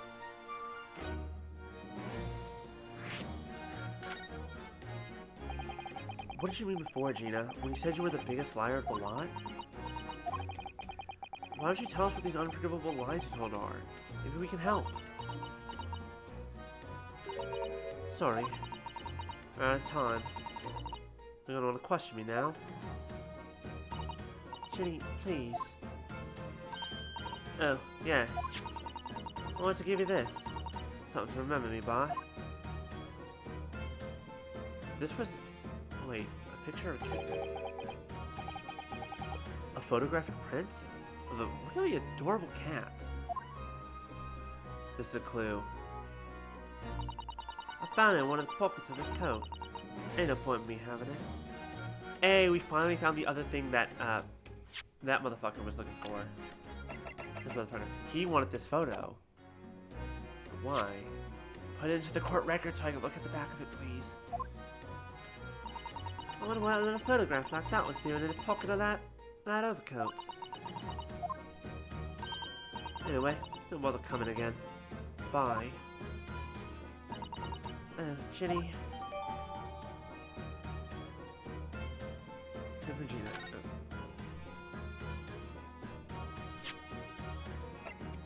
Let me take a look at this. There we go. The redemption deadline's already passed for this item. Let's look at the cat first. This This is an adorable little cat. Looks a little like Wagahai. Like Wagahi. Wagahi? I always thought that cats like to curl up inside under the heated kotatsu blanket when it snowed. Maybe British cats are different. They're probably more used to it. Look on the back of this print here. There's something written on it. 13th February, 9 p.m. Article deposited, 1 small box. Loan amount paid, 10 shillings. Redemption deadline, April 13th, 9 p.m. So this photographic print is a redemption ticket? 13th February. That could be significant. It was just 2 days before the murder on the omnibus, wasn't it? A small box. That doesn't tell us much about it, does it? God, I wish I could look over evidence of previous cases at this point. Ugh. Bruno, if Mr. McGill still had the ticket, then presumably he never redeemed the article. So do you think the box might still be present somewhere in the shop? Ah, yes. If it's something McGill had deposited, we need to investigate. Good, this will help us when we go invest. It's a good thing, okay, you know what? Good thing we came here first.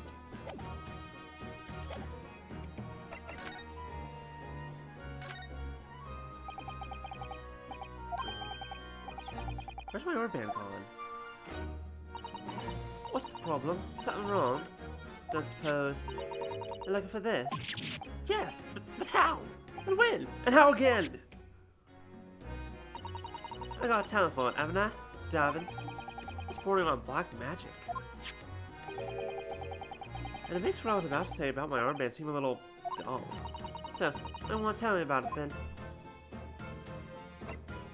Here, we'll show her this. Here, Gina, look at this. Netta, I wasn't saying you could have it. Oh, weren't ya? Well, when someone says I can't have stuff, it makes me want it, see? So you better hand it over now. No, I'm not giving it to you. I was hoping to see if she knew anything about that, but that's alright. Alright, back to the pawnbrokery. I want to find out what this small box is. It's only been 2 days since the deadline passed, which means theoretically it should still be in the shop. Even if it is going to be sold, hasn't been long enough for it to go yet. Wow, that's a lot of bobbies. A lot of bobbies. Is what happened then? Last night? That's right. The 2 thugs I told you about were obviously ransacking the place, looking for valuables.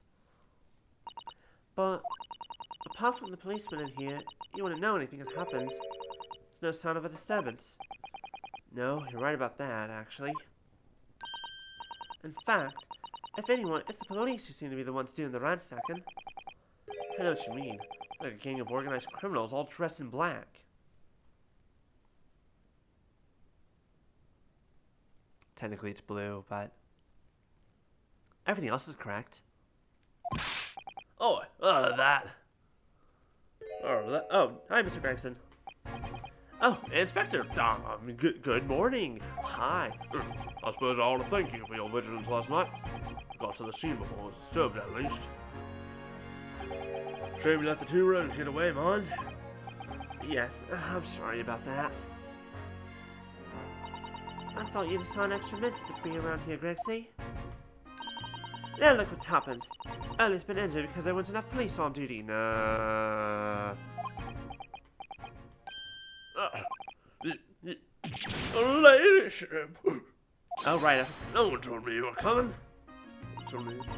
I expect you to take full responsibility for what happened to Hurley and see he has the very best medical care. Of course, your ladyship. The very best doctors in the Commonwealth are attending to him as we speak.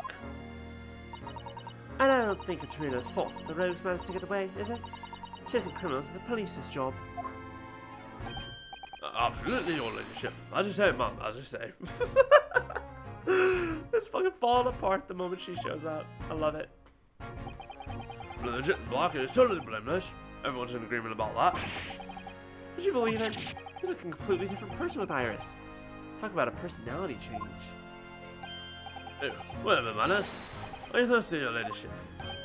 Perhaps you'd like some juice? Some nice, refreshing fruit juice. Oh, why? Are you thirsty, Gregsy?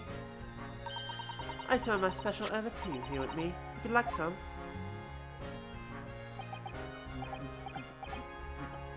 I should not have made those noises. Lovely. So very much. I've really hit the spot, your ladyship. Hold on.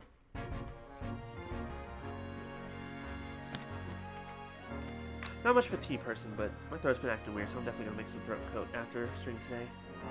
I don't even recognize him like this.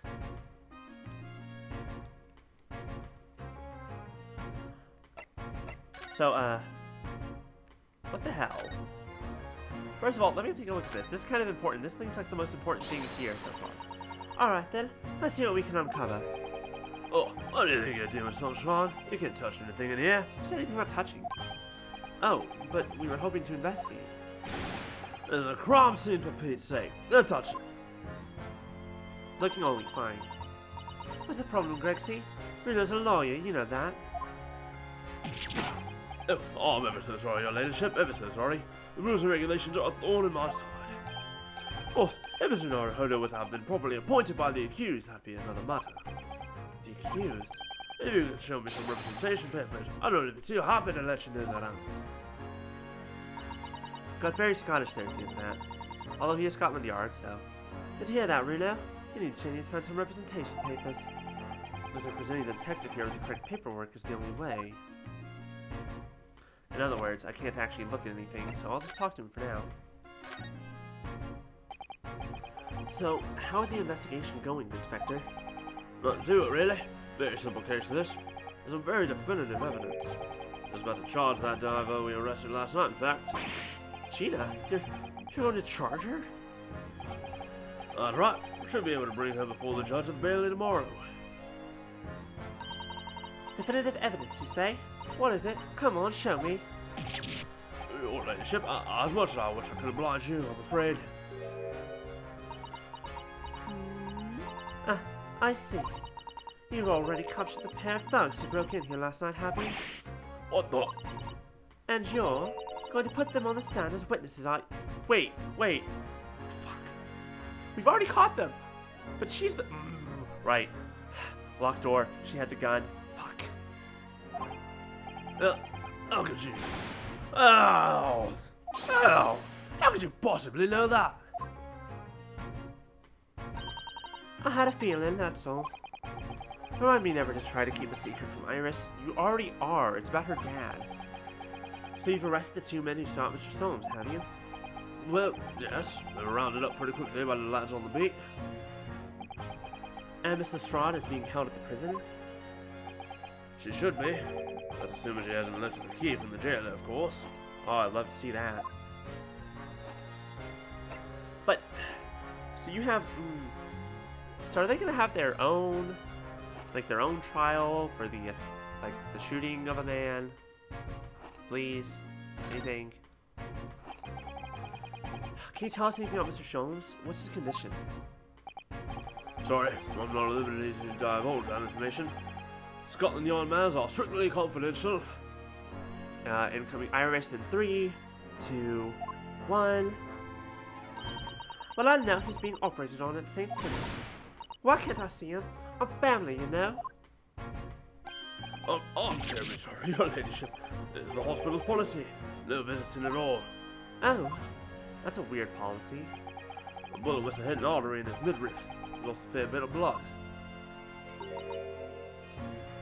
Hit his midriff. Didn't damage any organs, did it? Hopefully not. That's where a lot of them are. They're kind of all right there. Oh no. It didn't seem too bad in the first hour or so. But the hemorrhage like that's enough to make even the one and only Sholmes pop down. Mr. Solmes is a human like the rest of us, you know. Well, anyway, he's having emergency surgery right now. We've got to stop that bleeding. But he will be alright, won't he? They'll be able to make him better. Of course, your ladyship. It'll be right as rain before you know it. Really? How do you know? How do I know? Because, of course, yes, because Mr. Sholmes is such a great detective, that's why. We'd rather pray the doctor have a better grasp what's needed to make someone well again. Oh dear, please don't die, Hurley. I'll report to your ladyship the moment I hear he's out of the operating theatre. I couldn't help noticing, Inspector. What? That way, sunshine. Well, there seems to be a marked difference between the way you talk to me and Iris. That's the sauce, sonny. I'm a copper. We don't go in for favoritism. But he's right. You do treat us differently. It's because of those adventures at Herlock Shroom stories, that's why. Oh. I crop up on them, don't I? Inspector Tobias Gregson. Oh, well, yes, because you're an acquaintance of Harley's. What did you write about the Inspector, Iris? I don't remember, really. It's one of Shroom's lines. Gregson is the smartest of the Scotland Yarders, is how he put it. Oh, did I write that? And you know what that one line did for me, eh? The very next month my pay doubled. Doubled, I tell you. Oh, that's amazing. God, what I wouldn't give for that. All because everyone at the yard reads them. They read all the Herlock Shroom stories. They even set up a fan club for... Wait, really? That doesn't sound right. They set up a fan club for me. Of course, that explains everything. It was around that time that became such a toady to me. And they blame me. All it takes is one bad word from you and Sholmes would shit. Holmes could change his tune about me. Gregson? No, great detective will say. He's getting quite overrated these days. Think what would happen to my salary if that came out in print, eh? Old thing gives me the willies. Can't tell you how many nights of sleep I've lost worrying about it. But that would never happen, Gregsy. Every month when the new Lance magazine comes out, my hands are trembling as I turn the pages. Oh, how awful for you. Here, have some of my tea to settle your nerves. We're not doing that again. I've learned my lesson. Ah, lovely. So very much. That's really hit the spot, your ladyship. Teetotal. Something I was supposed to talk to you about actually, Mr. Norredo. Yes, what is it? I've got an important message from you. Clearly forgot about it till now. An important message? I wonder what it could be.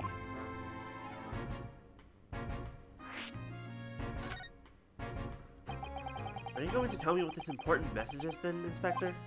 Yeah, it's about the young lady coming by your side, your assistant. Dear Susie, is she alright?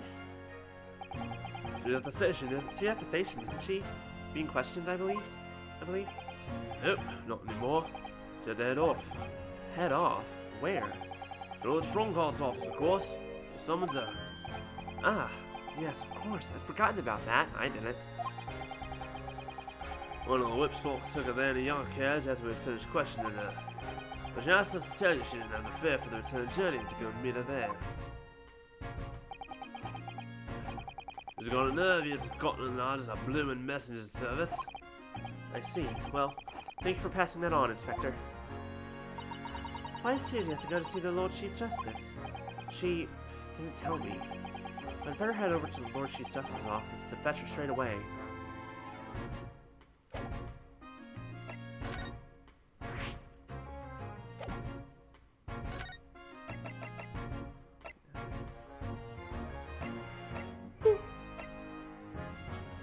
Wait, I need to go and meet her.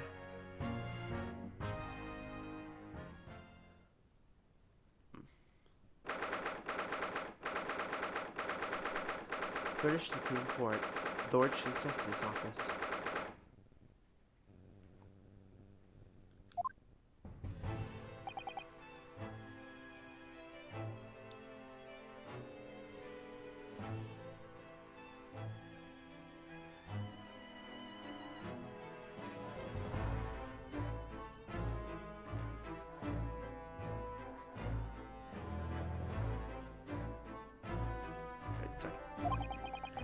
No matter how many times I come here, I always get the same sense of oppressiveness somehow.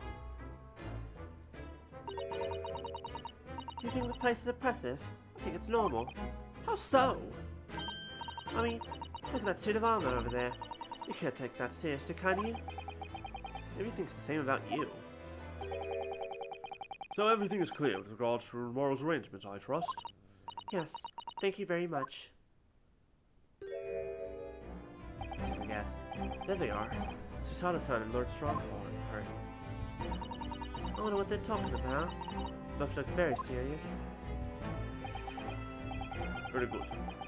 There's nothing further to discuss. You may return to your lodgings. I doubt you have much to do in preparation for your return to your homeland. She's going back? What happened to her dad? Wait, what did he just say? Your return to your homeland? Susato-san!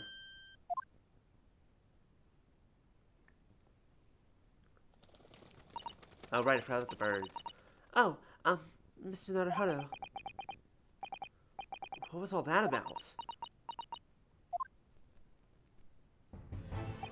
Ah, Mr. Naruhodo, thank you for coming to collect your calling. What's this all about? Why are you talking about Mr. Sato's return to her homeland? And tomorrow?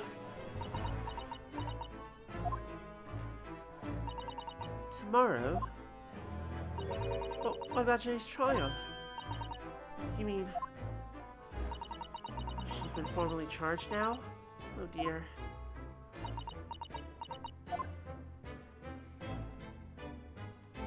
Need to figure out what the hell is happening. Mr. Sato, what's all this about? Oh, please don't consider yourself, Mr. Naruhodo. It's only me going back to Japan. Your life here can continue just as it has. That's not what I asked! What happened? Why are you leaving? It's my father. He's fallen ill. Called it! Wait, no, that's a bad thing. Oh no. Oh no! Professor Mikotoba? If I may, Yes, sorry? it must be the defendant, Ryunosuke Naruhodo, I believe. Back from case 1. Yes, that's right. My name is Yujin Mikotoba. I'm a professor of forensic medicine at Yume University. We received an international telegram from the Empire of Japan informing us of the news. 10 days ago, Father collapsed with a fever. The cause is apparently unknown. And it seems he grows weaker day by day. I don't believe it. Will you even be able to make it back in time? I traveled back home to Japan. Yep, that's the one. As you are aware, the voyage from here to your country's capital, Tokyo, takes some 50 days. I thought it would be prudent to hasten Mr. Sato's departure as much as possible. Yes, absolutely.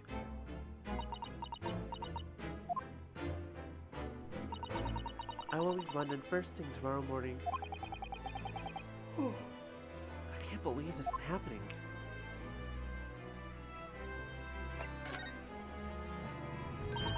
So Gina has been charged? She'll have to appear in court? Yes, she was formally charged a few hours ago. And the date of the trial hasn't already been set for tomorrow.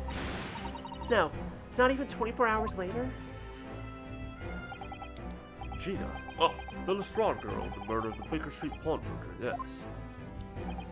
An all too conspicuous case. Pickpocket was clearly stirred mid-robbery and shot the man in a panic. No, the yard is overstretched as it is, without wasting time on these open and shut cases. It's not wasting time.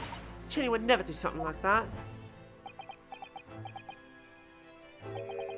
Mr. Naruhodo, Oh, yes, Lord Strongheart. in deference to your fine services to date, I shall overlook this young girl's insolence. But I have no recollection of admitting a child into my office. Leave. Now. Oh. Excuse you, hold on, do you fucking know who this is? She's more mature than you are, that's for damn sure. Of course, Lord Strongheart. Criminals will tell the most palpable lies in order to evade justice. Police can ill afford the time it takes to unravel all their untruths. Meanwhile, more crimes are perpetrated. We have far more serious matters with which to contend. Man, it's almost as if you should, I don't know, put in the security measures of like the social security net in order to make sure that people commit less crimes. So you need less police. Oh well, because we can't solve these issues ever. Serious matters? Didn't Gregson mention something about that like yesterday? Yeah. Yes, Inspector Gregson made a similar remark yesterday. It's no concern of yours, though I'm sure I need not remind you of that.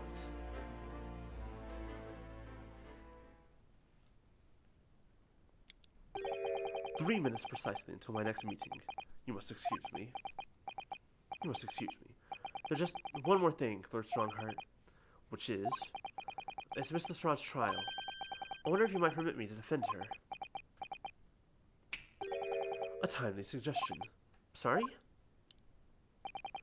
The girl currently has no representation. But that's not fair. Yes, she may be a pickpocket, but she says there's a fair trial. Do not misunderstand me, young lady. The government provides for those too poor to afford representation with a public defender. The accused need only sign the relevant paperwork, and a defense barrister will be assigned to the case. However, the young girl in question has refused that right. Why would she do that? We were there earlier. We should already know this. A question you would do well to direct to Mr. Strahd. You'll find her at the local prison. Yes, thank you. Now then, it's time I was leaving. Good day to you. It was so dismissive of Iris, that hurt. What a day. Gina charged with murder, saw the son about to leave. Herlock over in the hospital. Everything with to do with Iris is bad that we still have to deal with. Come, Mr. Naruhodo. Iris, we must make haste. But, Susie, you're leaving for Japan tomorrow morning, aren't you? Don't you have packing and things to do? As Mr. Naruhodo's judicial assistant, my personal circumstances are of no consequence. You're right, they're not. Which is why, as my assistant, I am ordering you to go back to the office and pack. Maybe you'll find some interesting clues or something, I don't know. My sole purpose remains to help you in whatever way I can. Thank you, Mrs. Sato. It's a very pensive look.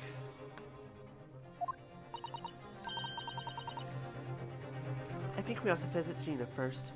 Right, we need to get her to sign these papers so that we can actually investigate the crime scene better. In any case, I should like to wish her well before I leave. Yes, that sounds like a good idea. Let's go. If I'm honest, this has completely thrown me off.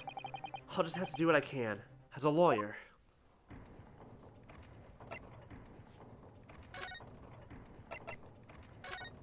Head back to the prison.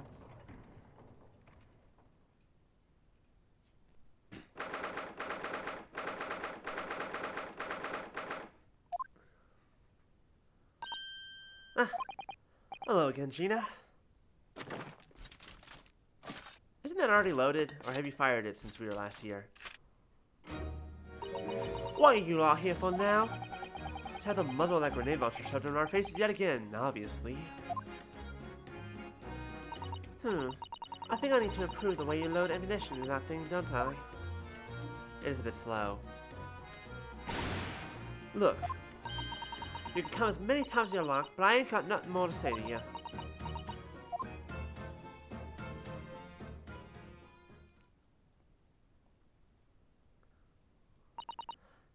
Gina, I wonder if you might hear me out. There's something I'd like to say. What? I'm sorry to say that I must reluctantly bid you farewell. Eh? Farewell? Tomorrow I must begin my journey back home, to Japan. I fear we may never meet again. Oh, right. I've had the pleasure of meeting so many lovely people here in London. I have so many wonderful memories. And yet, as things stand now, it will be a glum parting indeed. Poor Iris is so miserable. Susie. Well, that ain't my business. Both Iris and Mr. Naruhodo believe you to be innocent, Gina. They put their faith in you.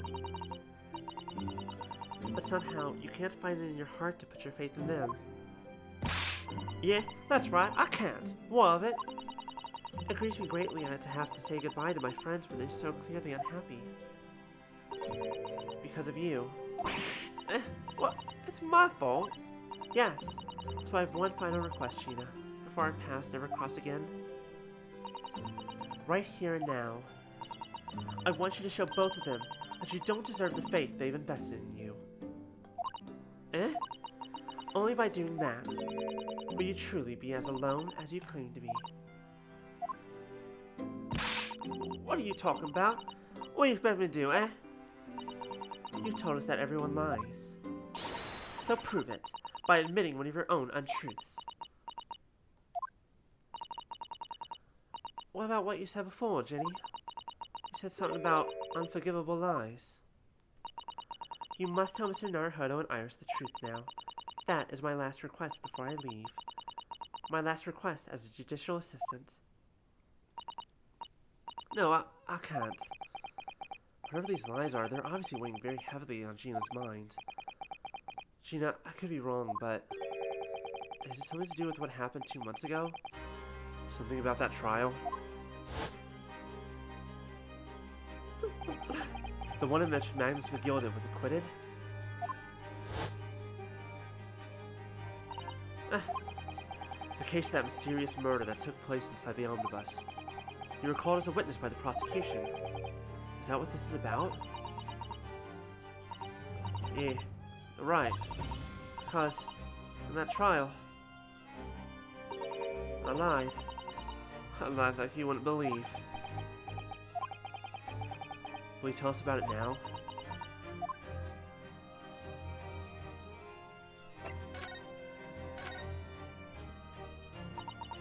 Like you said, it all happened 2 months ago. Cops got hold of me and shoved me in the witness stand. And based on your testimony, Mr. McGilda was declared innocent. Yeah, well, the thing is, lied about a whole bunch of stuff. I knew it. Perjury. What sort of thing did you lie about?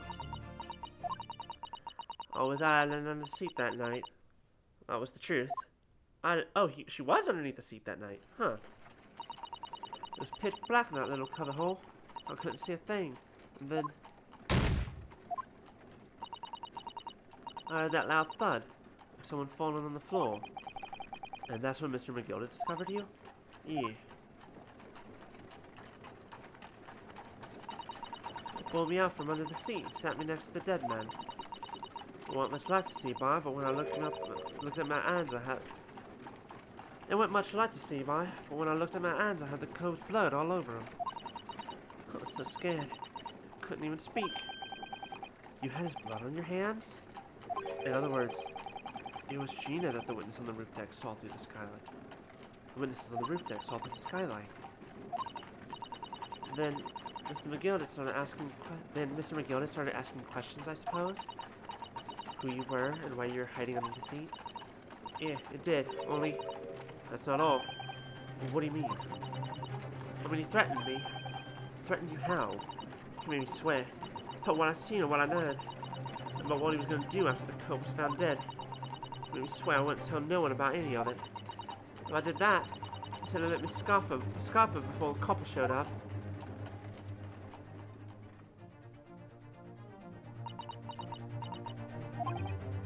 Gina, you must tell me what he swore you to secrecy about.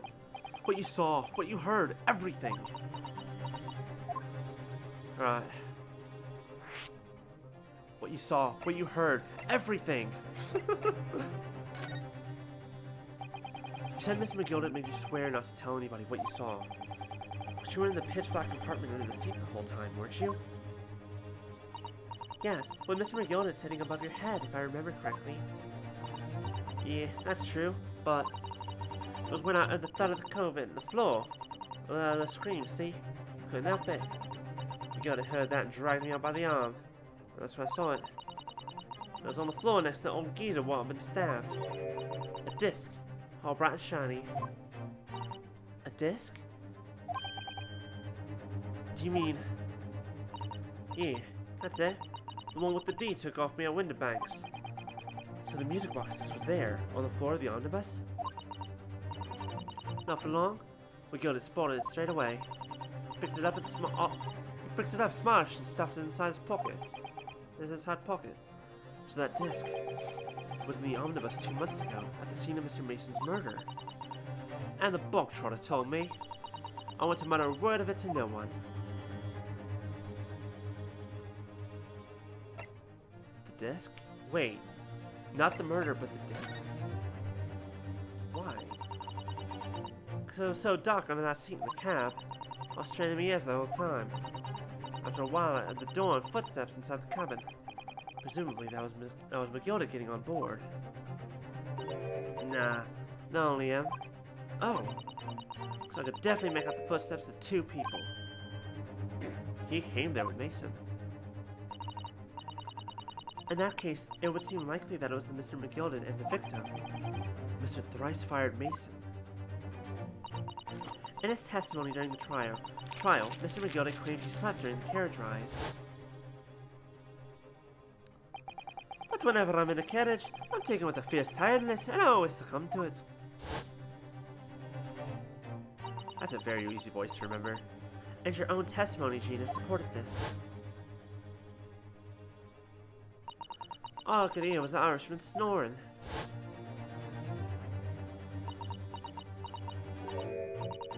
Yeah, that wasn't exactly true. Neither of them was asleep.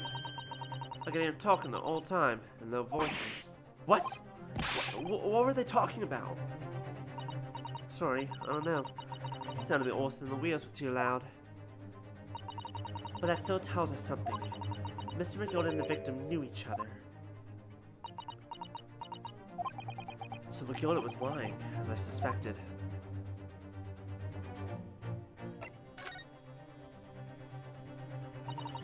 I knew it wasn't going to take long before someone raised the alarm that the bloke had been killed.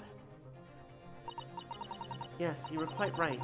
The other passengers on the roof deck noticed very quickly. So when the car came to a stop, McGilden told me to hide back under the seat again. Climbed in and waited. The two codes from up top ran off to get the coppers. Yes, Mr. Fairplay and Mr. First. Right? After they'd gone, Mr. McGilden asked the driver to do him a favor. Favor? Now then, fella, what I need you to do is take this coat to mine and deposit with the nearby pawnbroker. And for your troubles, let's see now. I'll give you 10 guineas. I'll give you 10 guineas. A nearby pawnbroker? You mean on Baker Street? Yep, you got it. It was Winterbanks. The curse she snapped up the money and ran off to pop this curse as fast as it could. Soon there was no one left in the carriage. Mr. McGilden opened the box under the seat and let me get out of there. But not without conditions. I see.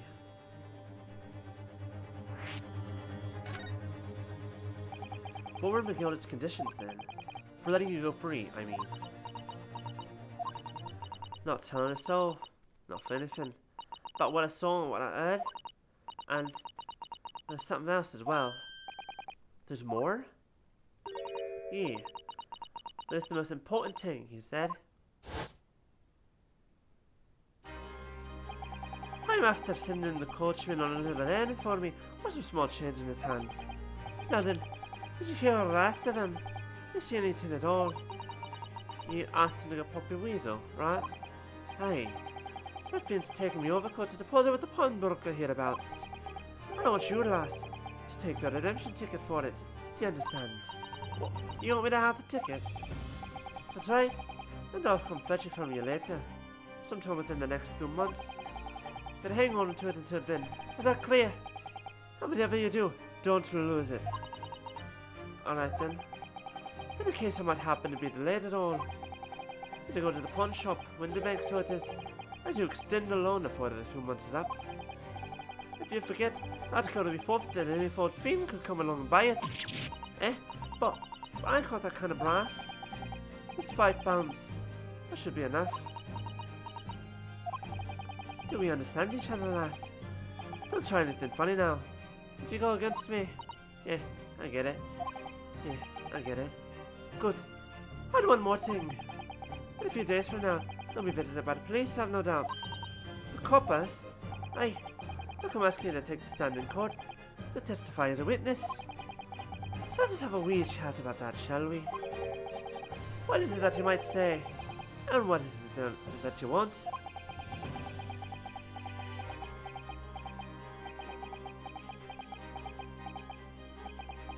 I see now. It all makes sense.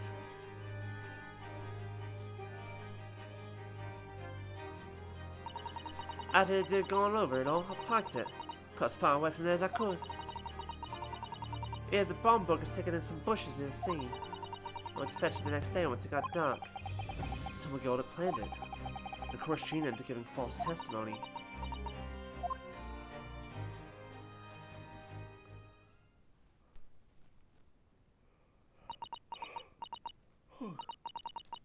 I bet you're ready to string me up, eh? I lied. A big old courtroom. I told some corkers. Thing is, he said he wouldn't make it, so he couldn't. Thing is, he said he wouldn't make it, so we couldn't live in the East End no more. That's what he threatened me with. What a wicked man! He knew everything what went on in the back slums. He knew we had no one to look after us, and we was all just looking out for each other, getting by together. So you mean Mr. McGildet would have, in an heartbeat, he could have a lot of us chased out of there if he wanted. And then where could we have gone, eh? Nowhere, that's where. So, I didn't have no choice. Thank you, Gina, for telling us everything. But, I'm for it now, eh? Go on, admit it. You must be livid. Well, you can make amends by doing me a simple favor. Favor? What? Sign the representation papers for tomorrow's trial. Eh? If you don't actually want me to represent you in court, you can rip it up later. But we need that paperwork or we can't investigate. Police won't let us. Investigate what? The scene of the incident last night. Mr. Sholmes was shot, you see. You what? He's having a big operation right now, Jenny. Is it bad? Is he gonna be alright? Someone's gonna be alright, right? I love how very quickly she went from, I don't care about none of you two, holy shit, wait, is everything okay? Wait, is he fine? Are we good? He's gonna live, right? That's why I want to investigate. For Mr. Sholmes' sake as much as anything. Right. So what you're saying is, plus on that bit of paper, everyone's happy. Is that it? Something like that. Mrs. Sato? Yes, of course. I have the representation papers here.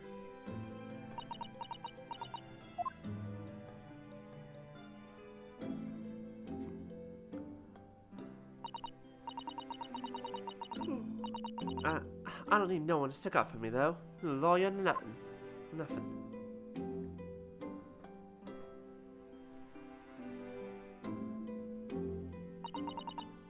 Come on, Ginny. She seems so lonely. Gina's representation papers have been entered into the court record. Well, at least it means we can investigate the scene at Windibanks now. Yes, and perhaps we can come back to visit Ginny when we're done there. Of course. I think she needs a friend as much as she says that she doesn't. I feel like we finally cracked Gina. She's opened up to us at last. And now I have her representation papers. No one else knows just what a responsibility that is. Anyway, for now, it means Inspector Gregson can't stop us investigating at Windibanks. Although, somebody tells me he's not going to be happy about it.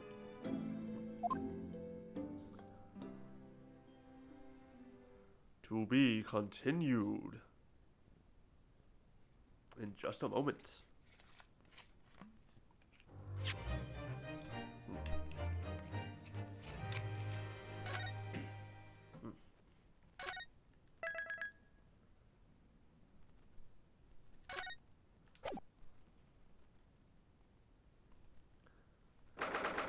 This is barely started, there's already so much happening. 1:26 p.m., Windibanks Pawnbrokery. Here we are again at the scene of the crime. Now to thrust these representation papers in Gregson's face and see what he makes of them. Hello again, Inspector. Do you have a minute, please? What is it now? You should go home and get some rest. Here you are, Gregsy. Here are the representation papers. Your ladyship. Oh! I don't believe it. How the devil did you get that stubborn little rockabash to sign that? I'll salute you. That is good work, that is. It's good for her friend, that's why. I can see you've been very busy here as well. How about some tea? It's a special blend designed to relieve fatigue.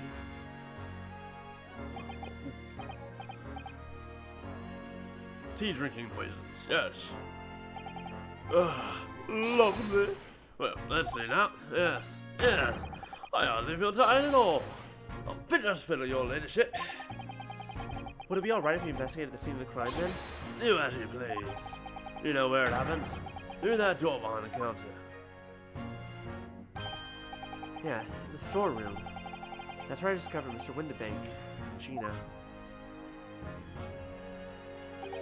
Alright, well, I'll be getting back to business then. Will you be investigating in the storeroom as well, Inspector?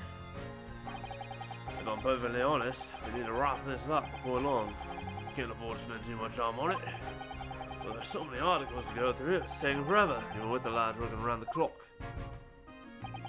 Which is a problem, because there's another case the yard needs to investigate urgently. Those people at Lord Strongheart meant by far more serious matters before. So what I'm saying is, don't get under my feet, sunshine. Here's... If I were to take a stupid guess, what are the chances that that motherfucker from the day before actually followed through with that plan, dug a hole underneath into the sewers, after stealing some shovels from here at the pawnbrokery to go rob the bank?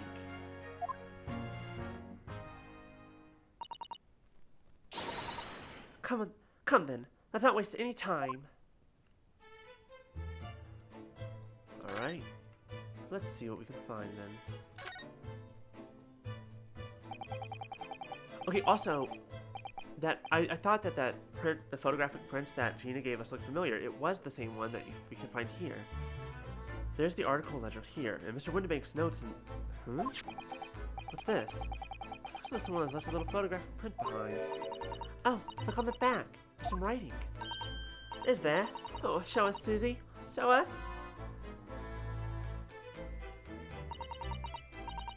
Oh, it's the receipt for the overcoat.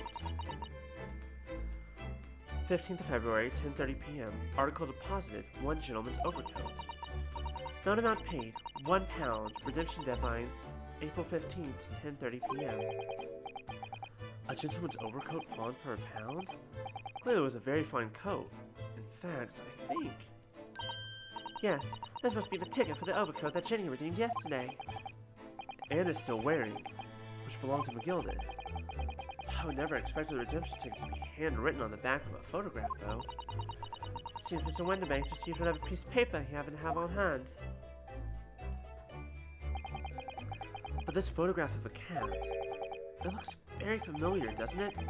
I'm sure I've seen this exact same picture somewhere else recently. Oh, yes, you're right. Very recently. It's the same as the one Ginny gave us earlier.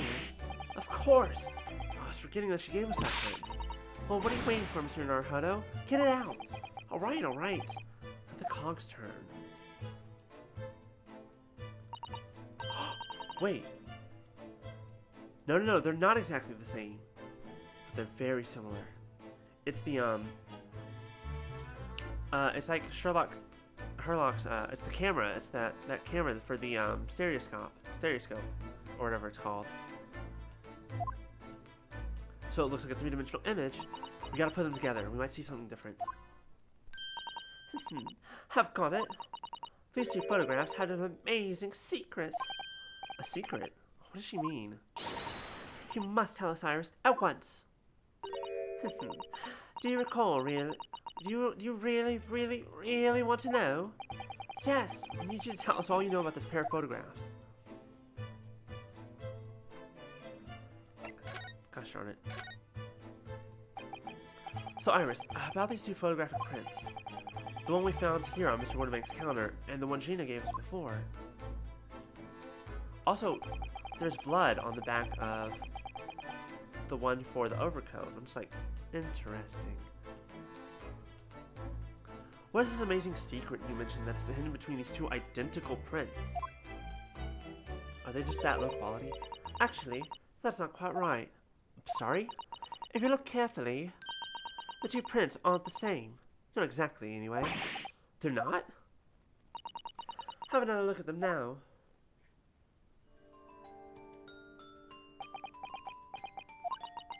Can you see that they're just slightly different from each other? I think so. It's very subtle, though.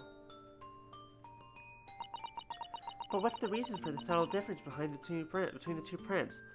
The special two-camera? Ah, well, it's because they're set, you see. No, I don't. This pair of photographs is meant to be used as a stereoscope. Everyone in London is raving about them at the moment. Ah, a stereoscope. Why do I feel as though I've heard that word before recently?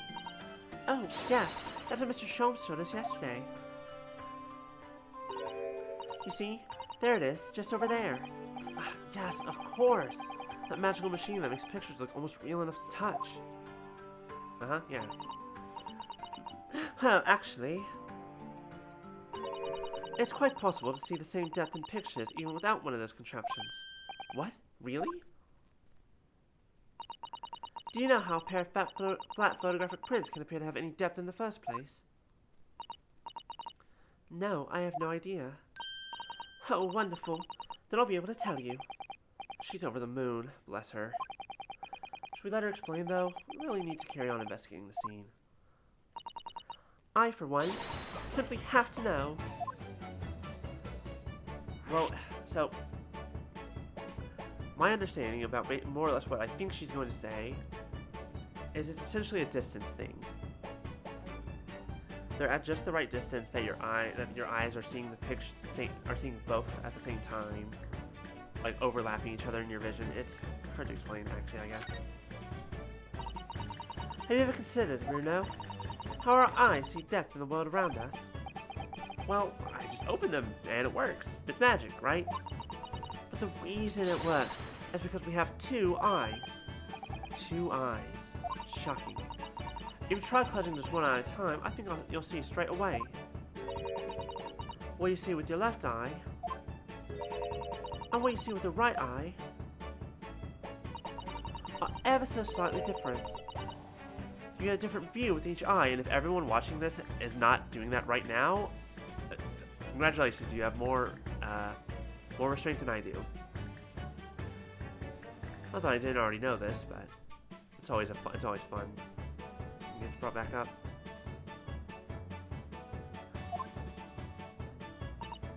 Yes, the position of objects seems to shift slightly. Exactly. And in your head, your brain uses that shift to estimate depth as it merges the two images into one. That's how we can sense depth in everything we see.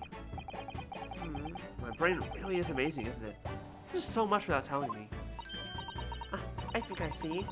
So the pair of photographs consists of a left eye view and a right eye view. It's especially much more obvious when you put something really close to your face.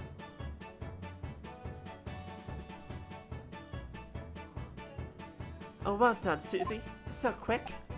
So if you can persuade your brain to merge the two pictures together in your head, you'll be able to see depth in these prints? Yes, Bruno, you're beginning to understand. And a stereoscope's function is to act as your brain and allow you to do just that.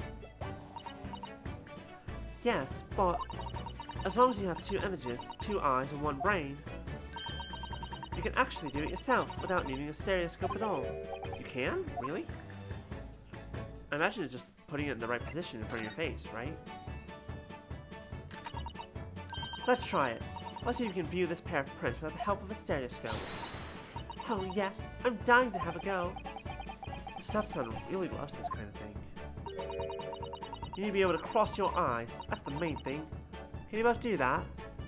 Oh, always hurts when I do, but yes. Cross my eyes. I think I can. And if you can't, put your... I'm sure... God, I remember when I was a kid learning how to cross my eyes with... I still don't call it properly. Hold your finger out in front of your face, like way ahead. Stare at the finger, and follow it as you put it up to your nose. As you bring it forward to your nose. And then move your hand away. Oh, good. You're looking at your nose. Looks weird. Watch me, and see if you can copy.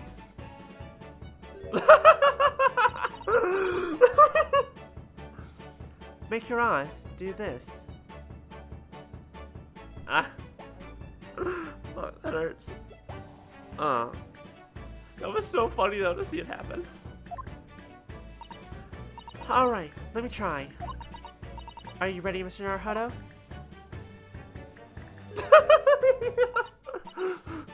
There, how's that?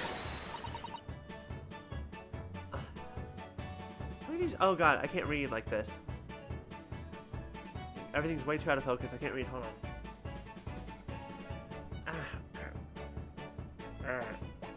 Wonderful. Now it's your turn, Runo. Should concentrate on looking at the bridge of your nose with both eyes at the same time.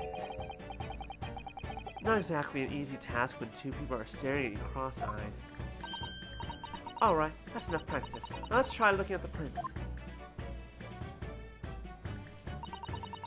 Start by staring at one print and slowly crossing your eyes. You should see two overlapping images like this. Oh, wait, hold on.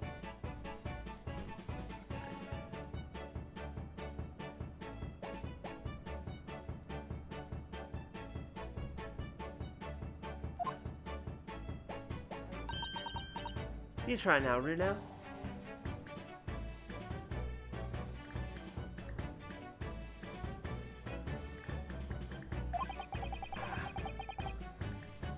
I'm 100% leaving it as close to my monitor as I can to try this.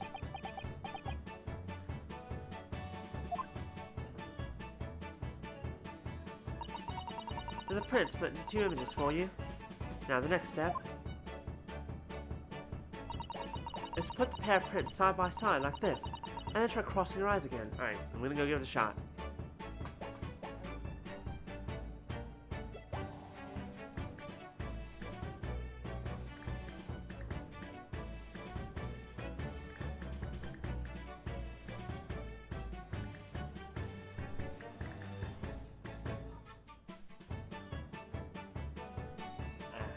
I don't know necessarily what I'm supposed to be seeing because it just keeps... It's hard to see anything that's not my own... that's not looking at my own nose.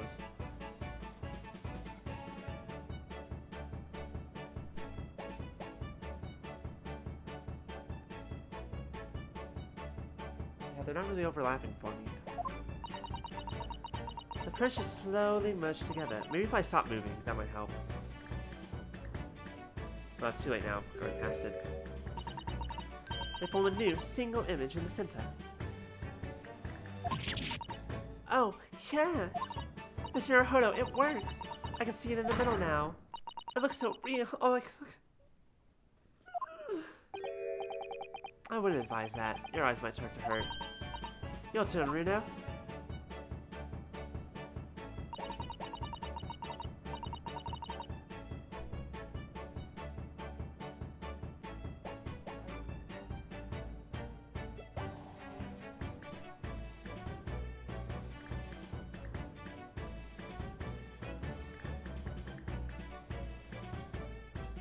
Trying to merge together. I think I'm almost getting it.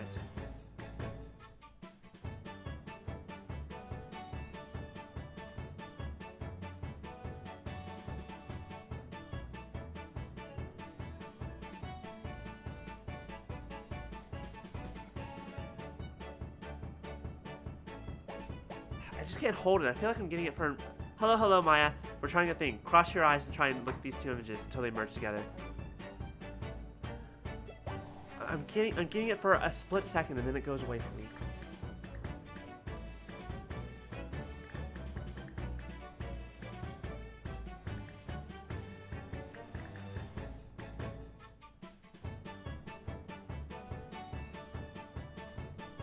How are you today, Maya?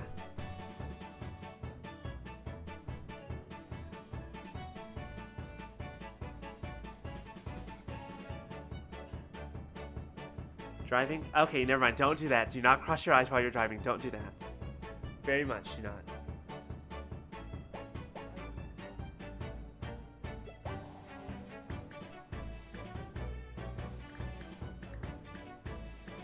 Okay, yeah, nope. I've tried. I'm failing. Hurt. Moving on. Keep adjusting the position of your eyes until the two images overlap exactly in the middle.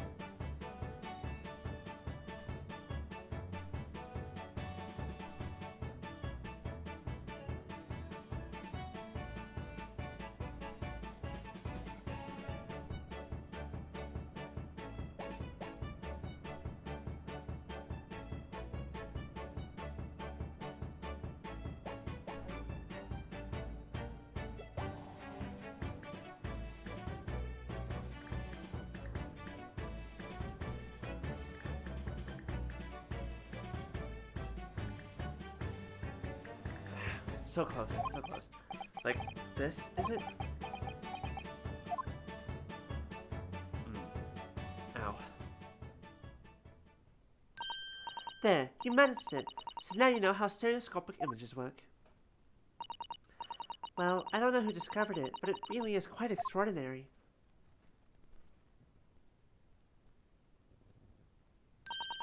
So what do you think of these stereoscopic sprints then, Runo? They're certainly amazing, but it isn't easy to get to the knack of viewing them properly. No, some people find it easier than others. But that's why contraptions like this exist, for people who find it tricky. Oh, I recognize that. We saw one over there yesterday, didn't we? Yep, it's right there. If I remember correctly, you press this little knob here.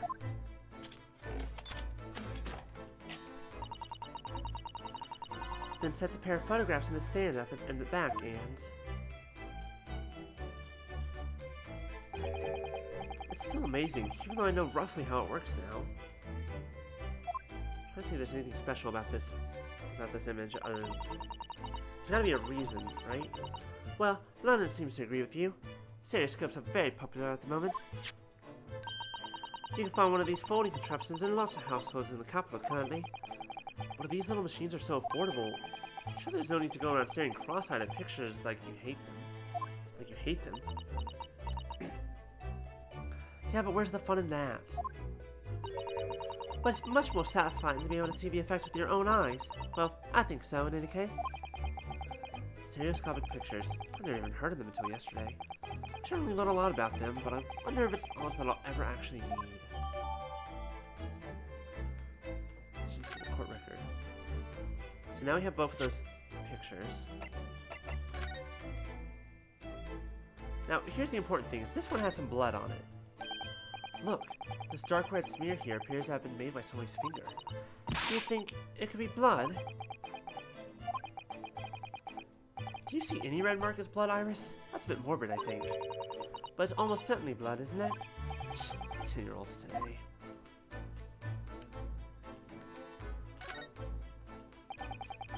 That's the ticket that Gina brought in here yesterday. Yes, having been entrusted her by Mr. McGildet 2 months earlier. Articles deposit 1 Oh, you know what? The blood stain is probably from Mason's murder. The other redemption ticket was in the pocket of that coat. Yes, for a small box, deposited 2 days before the omnibus incident. Could that have anything to do with all this? If we could just...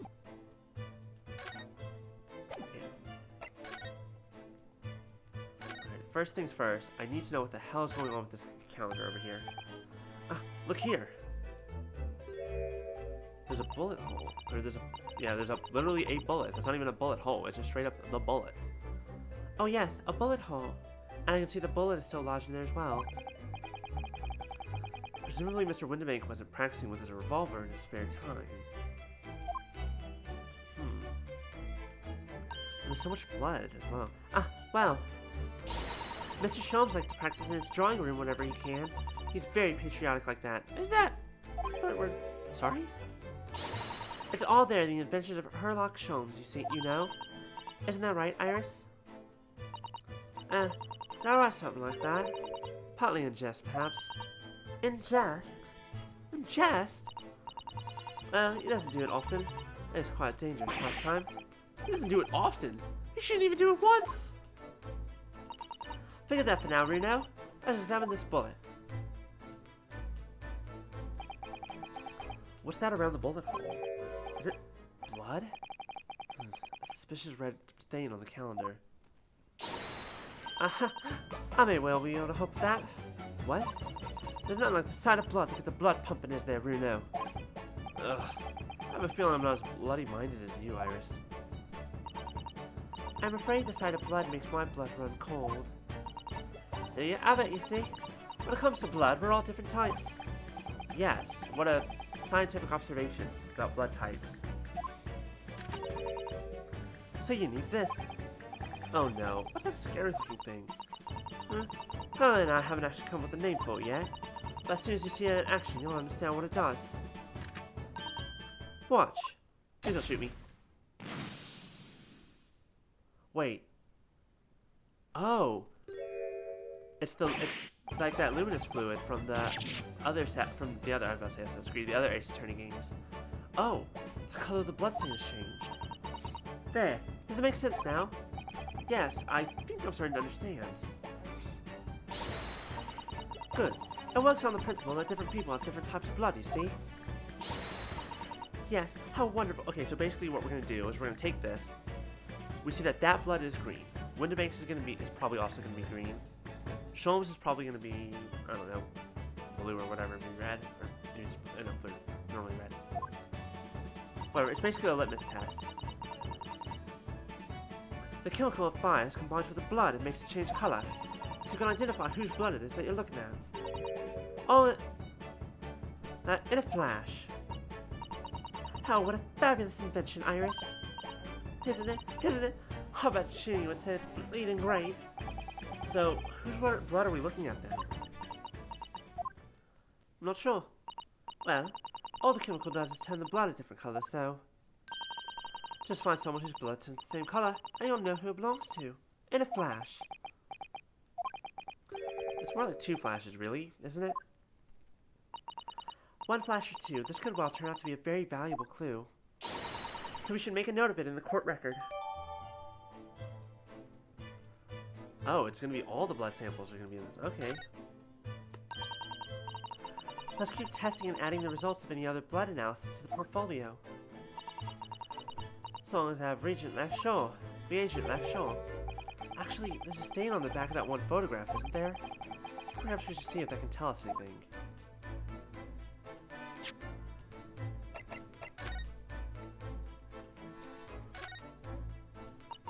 Mr. Naruhodo, I don't know if you've noticed, but there's something rather troubling here. I have noticed. The red smear, you mean? Yes, it looks like blood, doesn't it? I wonder if she saw something and picked up on that. Well, in that case, yes, we need Iris. We should show this to her before we... oh, okay, I see that. Oh.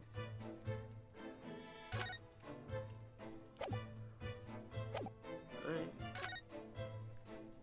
Look around and see if there's anything else of import. These shelves are where the pawnbrokers put articles that have been forfeited on display for customers to buy. Yes, it's a really strange miscellany, isn't it? I mean, who would buy this horse statue, for example? Well, sometimes you find some real treasure among all the junk, you know? Are you alright, Reno? Oh, it's just... well, it's like a collection of useless junk as a whole, but when you pick out individual things, you can't help but wishing you owned them. Even that horse statue. That's exactly how the pawnbroker works. But very clever.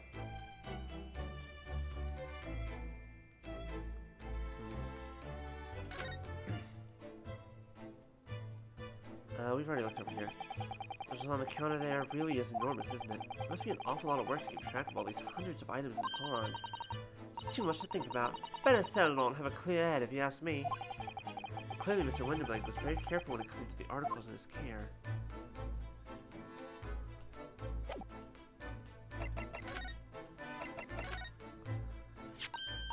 Oh. That looks like blood. That looks like blood. I would say it's from a gloved finger. Almost certainly a glove made of leather. Don't worry, Reno. You can leave the rest to me.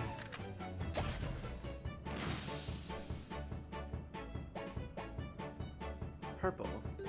Alright, so I'm just gonna call it Miss Rinaldo. No, sorry, Mason. Look at that. Yes, that's a color we haven't seen before, isn't it? We simply must add it to the portfolio of blood samples. It could be an important clue. Although, it would be nice to find out whose blood these different colors correspond to at some point. Yeah.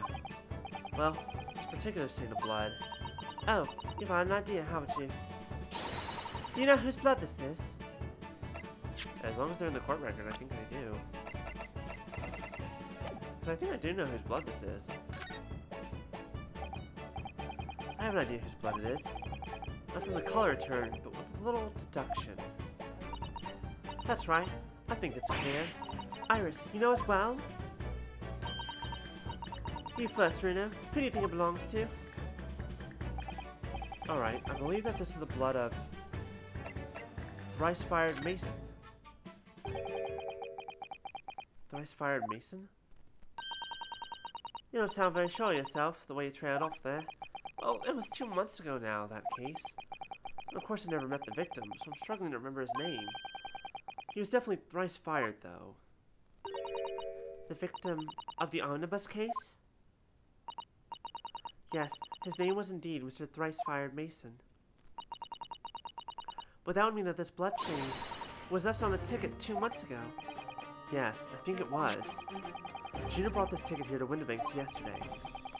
I'm suggesting that the bloodstain was already on it at that time. Such a smear of blood from the town of Mr. Mason was killed 2 months ago. Something else is coming back to me now. Mr. McGilda was also wearing leather gloves that night and they were covered in blood. Mason's blood to be exact, so we know exactly. So yes, we know for a fact. Now I'll ask you, what good-hearted soul that wished to have a fella bleeding from his stomach? I wasn't about to start worrying about my gloves now, was I? I just had to give them a hand. Yep, matches perfectly with that thumb. It certainly does look like a leather glove thumbprint, this mark. We know that Mr. McGilda had no injuries at the time anywhere on his body, from which we can conclude that any blood on the glove belonged to the victim, Mr. Mason. Mr. Naruto, you sound just like Mr. Sholmes. Minus the quirky slip-ups, I hope. Yes, I think you're right, Runo. Very well, let's make a note of this.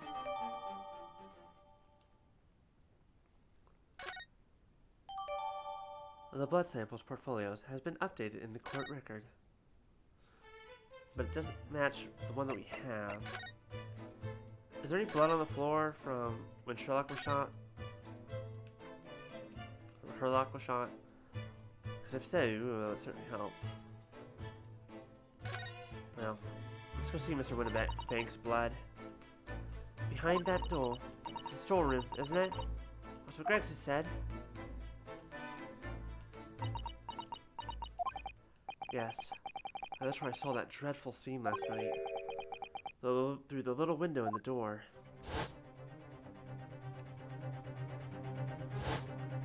He was shot to the heart, but she is not to blame. Mr. Windibank, face down on the floor, with Gina beside him. Okay, also, hold on. Did you see that as well? Like their positions? As the accused legal representative, you have the right to examine the scene, Mr. Naruto. Like, here's something I just realized. He was definitely shot like in the heart. That's one of those things that's like, you get hit, you go down immediately. There's no moving around for any length of time. Instant death. So, he was facing, his back was to the door, right? But she was off to, which means that he had to have been shot either from the front or the back. We don't know yet. And she was off to the side. So for at least that position, she definitely didn't shoot him from there. But also, it's still the question of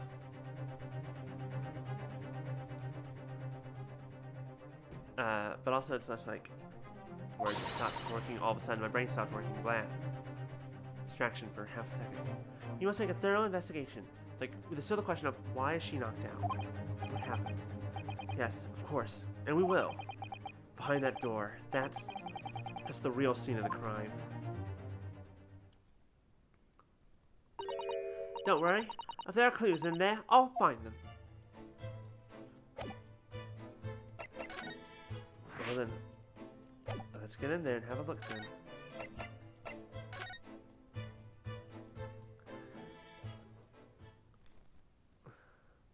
Yep. April 16th, Windibank storeroom. Oh, we have some blood to test, at least. Poor Iris. She's clammed up completely. Iris is bound to find this difficult. After all, Mr. Windibank's life was taken in this very room only last night.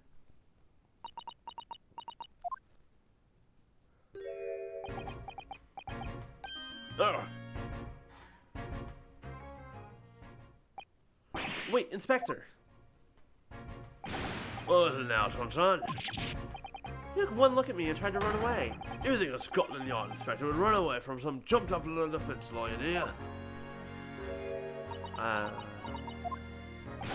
Well, I've never seen a ladyship looking like that before, is the thing. I don't know what to say to her. So you weren't running away from me, you were running away from a 10-year-old. I'm afraid this is all a little much for the virus. Some gentle reassurance might go a long way, perhaps, Inspector. Eh?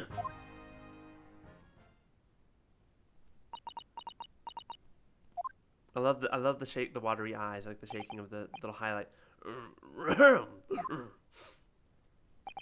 Don't trouble yourself unduly, your ladyship. I mean, at least you're not dead, are you? I don't think that went very well. Oh, hi. Look, I'm in the middle of an investigation here, sunshine. I told you not to get under my feet. That'd be a weird place to be. And we have investigating to do ourselves. Yes. I'd like to hear more of what the socially inept inspector has to say. Oh, Hurley. And inquire into how Mr. Shum's operation is going.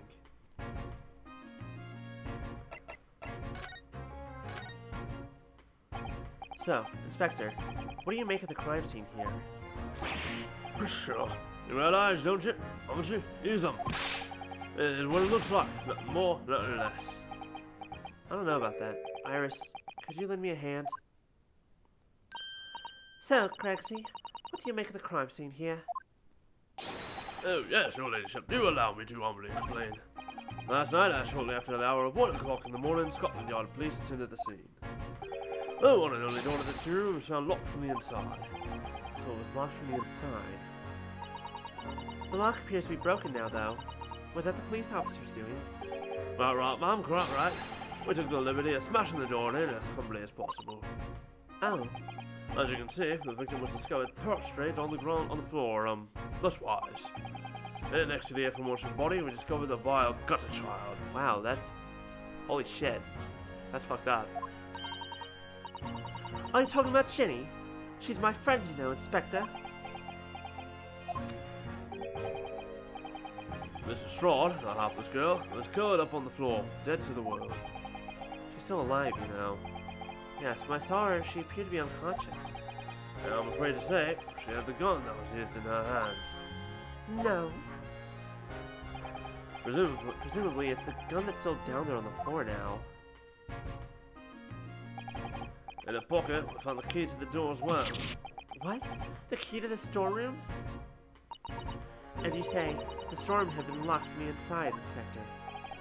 Shit, okay. If they hadn't found the key, that would have been one thing, but... Ugh. Correct. All of which leaves her ladyship's friend. In something of a sticky situation, I'm afraid.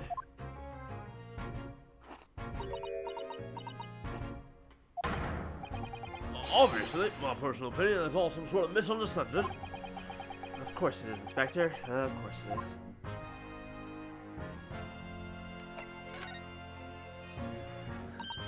Lexi, do you know anything about Hurley? Is the operation finished?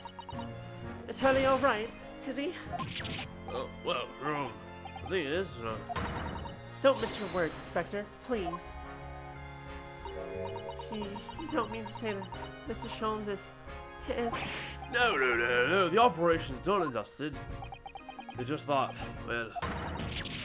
Out with it! Yes, ma'am. It's something called a general anesthetic. It's the latest thing. Renders the whole body insensitive. The whole body anesthetized? Is that even possible? It means the operation can be completed while the patient is fast asleep. Goodness, in the Empire of Japan, we can just manage to provide laughing gas for a tooth extraction. God, I wish I had that. Anyway. Trouble is, the latest thing isn't always the greatest thing if you follow my meeting. They couldn't get the medication to work at first, so it took hours for them to nod off, so I hear.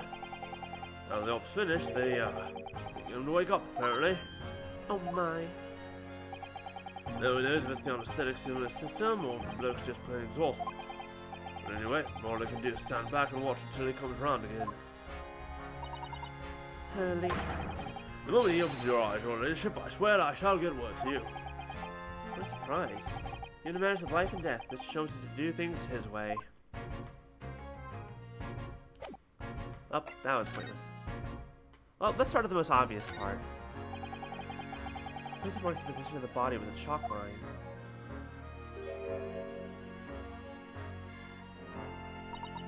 Oh, Mr. Winterbank. There's a nice old man. No, he was shot just once through the heart. Most likely the fellow died instantly. Wouldn't have felt a thing. Okay. I have to...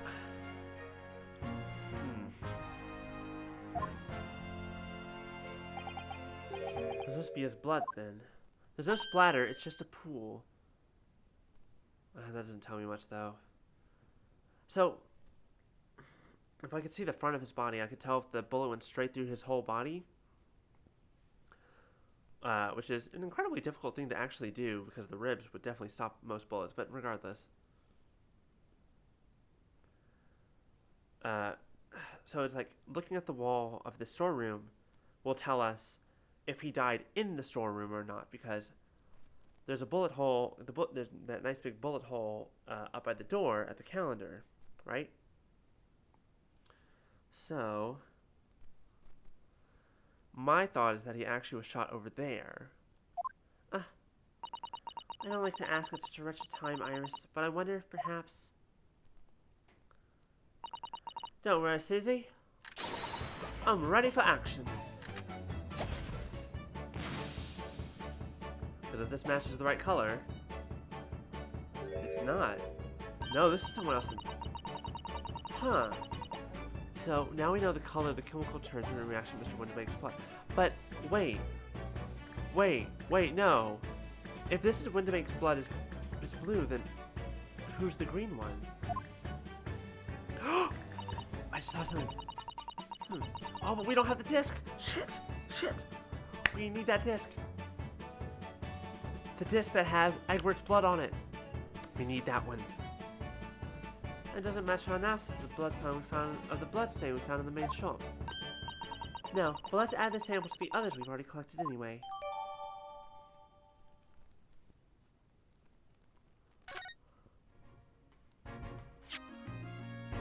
Interesting. We have Winterbank's main shop with the green one. We have Thrice Fired Mason's coat, that one, and Winterbank. This one, I'm almost screwed. We don't have the thing anymore. We don't have it. I, the undersigned, agree to legal representation of the liable named here but under the following incident. The day of the trial, attorney in law, Ryunosuke Naruhodo. Shit. I need that disc. We need to test that disc again. This is a revolver. A real one. And quite possibly the murder weapon used to take Mr. Winterbank's life. What's the matter, Susie? You and Rena look like you're about to faint. Well, it's just that I've rarely seen a gun in the flesh. I've had issues with guns in the past. But anyway, we saw Mr. Winterbank with us yesterday, didn't we? I shall have to take my own life. Yes, there's a lot. It must be the same gun. And last night, when I looked through the spy hole in the door to the storeroom here, that was the same gun I saw in Gina's hand.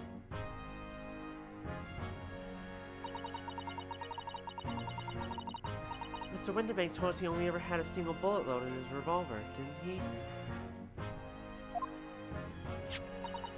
Well, it's empty now. The one and only bullet he had in his gun has been fired. So we can be fairly certain that only a single shot was fired from this revolver.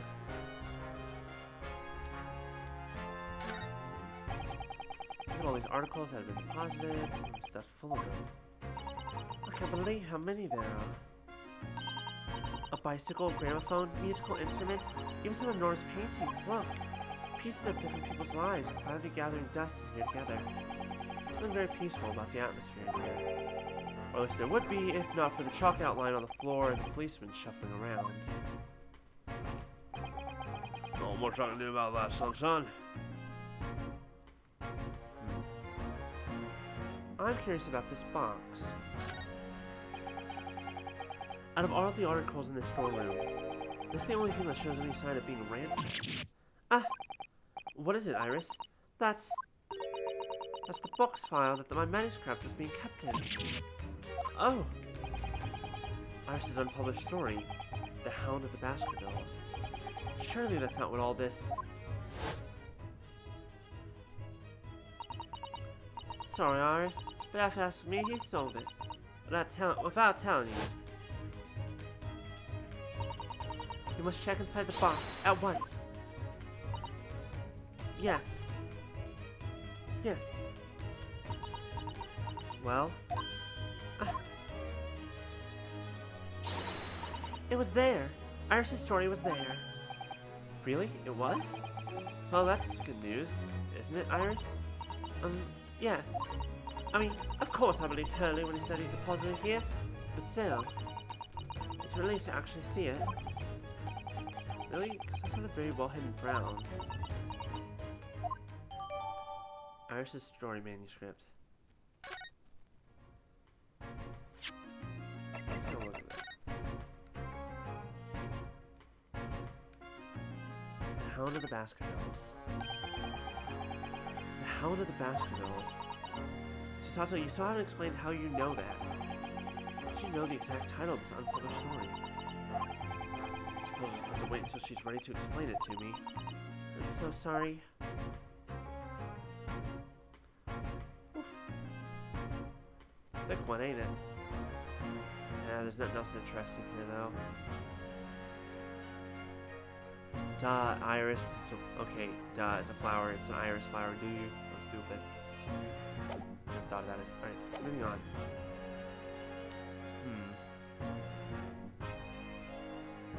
There's not really anything else here. Iris? Don't worry, I'm alright. But we must find the true culprit. Yes, absolutely.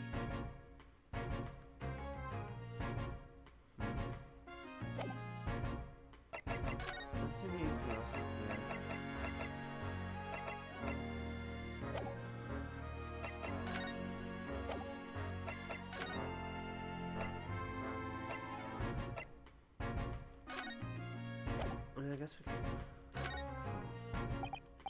Inspector, what do you make of this? Oh, well, over here then. Redemption ticket for an article deposited here, is it? Someone ran out of office stationery and wrote the ticket on whatever paper was to hand. Yes, it's a ticket for McGillicuddy's overcoat. Well, that little diver turned up with yesterday. Oh, actually no, it's not. Really? Think you know better than me, do you? No, I didn't mean to, Rita's right, Grexy. It isn't the same ticket. Of course it isn't, of course it isn't. I never doubted your ladyship. So, what's all this about then, if I might be so bold as to ask? This is a second ticket. Second one? Seems that Mr. McGilda, in fact, had another article in storage here at Windibanks. Is that right? I think we need to discuss this further with the inspector, Mr. Naruto. Oh good, because he's ever so easy to talk to. So much fun. This ticket was in one of the pockets of Mr. McGilda's overcoat. Eh? You mean to tell me? Yes, there was more than just the music box disc, it seems. I should have insisted on the lads taking it back to the yard and examine it properly. Well, according to the details on this ticket, Mr. McGilda deposited another article here with Mr. Windibank. Yes, I can see it written here. A small box, was it? Do you have any idea where it is, Grexy? Any idea at all? It's another article belonging to Mr. Gilded. It could be an important clue. Well, yes, I suppose it could be. But he's so bloody with those big talk on his eyes, all full of hope and expectation. It's too much pressure. I'll lose my marbles, I will. I'll go barking. barking like a hound at Baskerville. Why does he keep getting more fish just popping up in there? There's no time to be doing impressions, Inspector. That's enough sauce from you, sunshine. There's one thing that springs to mind. Pulling on this ticket, the redemption deadline's already passed, hasn't it? Which means it won't be in the storeroom. Oh yes, of course. Articles are only held for 2 months. So the small box will no longer be in here then. That's right. It's been forfeited. Which means it could be on the shelves in front of the shop. In front of the shop where the forfeited items are offered for sale. Yes, the shelves in the front. You must search them at once. Wasting your time. Oh? There are dozens of little boxes out there, hundreds even. Can't possibly know which one might have been Mr. McGillet's. Information's not written in the ledger. Well, I think we should at least have a look, just in case. Of course, your ladyship, of course. Very sensible of you, I'm sure. This is getting old. Just a wee bit. We gotta find the old items runs. Stuff? Hello? Ah! I nearly jumped out of my skin. There. How can Mr. Winterbank set up a wicked trap? I doubt he set it out to scare anyone. Is that really the time? I think perhaps we should pay Gina another visit soon. Oh? Her trial is tomorrow. We must establish whether or not you'll be defending her. I think we should ask her one more time. She may have changed her mind. Don't you remember, Runo? You told her she could rip up the representation papers if she didn't want you to be her lawyer. Really? Did I say that? Yes, you did. The deadline for submitting the paperwork is fast approaching. In that case, we'd better hurry back to the prison and talk to Gina again. I want to keep looking here. There's a box hiding here, and something about this clock might be important to just the time, I don't know which. Yes, this is where all the items that have been forfeited by their original owners are offered for sale. That's right. They've all got little price labels on them. There's so many. I wonder if the small box the ticket was for is still on the shelf somewhere. Box we got. Even if it were, finding it promises to be very troublesome indeed. There's so many boxes. It could be any one of them. Mr. Schultz said that a pawnbroker was the safest place to store anything. More secure than a bank's vault. Perhaps the small box of Mr. McGillet's contains something very great value. Well, if that's the case, you probably have kept it locked. So then we need to find every box with all locks and break them all open. Hey-ya! Hey-ya! Ow! That sort of misconduct will get you arrested. I won't let that happen. This takes me back. It's been some time since he saw the sun last through me. He almost sounds wistful about it. Alright, let's head out of here. We'll be back.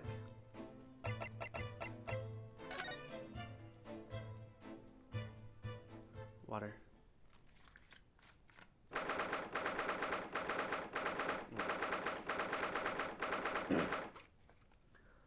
Cell 13. Oh my god, no, the Death Wish... What was it? Death Wish's Run was so good. That was such a fun episode. That was wild. Wait, was there a new episode yesterday that I haven't watched yet? I think so. Let me see. I think it's like an episode behind or whatnot, but that one was fun. That was good. Gina, good, you're back.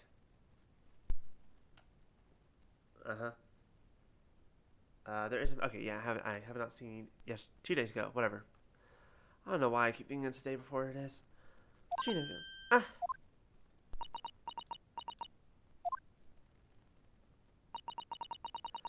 The police must have finished questioning her then. Oh, how was it, Ginny? Was it awful? Eh? Oh. Didn't bother me. Thank you for the papers you signed before. Maybe you were able to investigate at Winterbank's. Oh, right.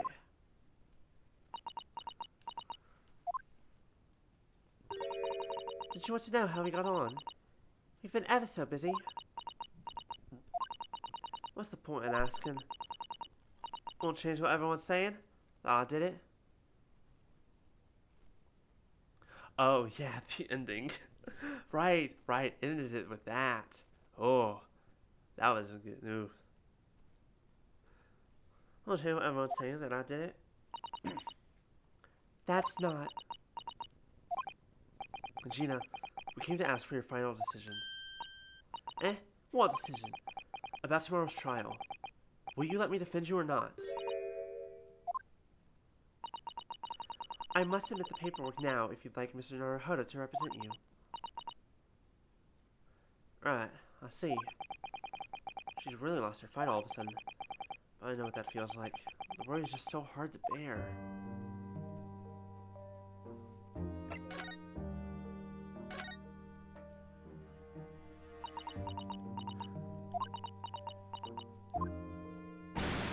Oh, alright then. Blimey, give it a rest with them eyes, Iris.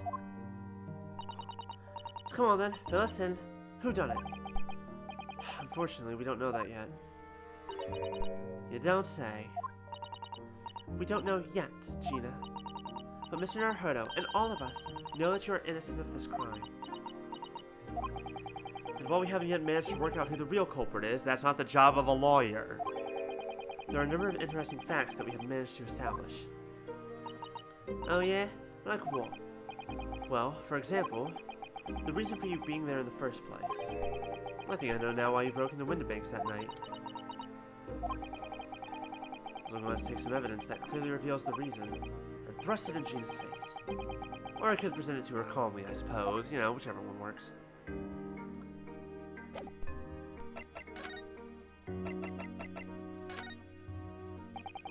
We found this in Mr. Windibank's storeroom. The manuscript of Iris's latest story. Oh, right. Well, that's good then. Curiously, the storeroom at Windibank showed no sign of being ransacked for items of value or the like. With one exception. The box file that housed this manuscript.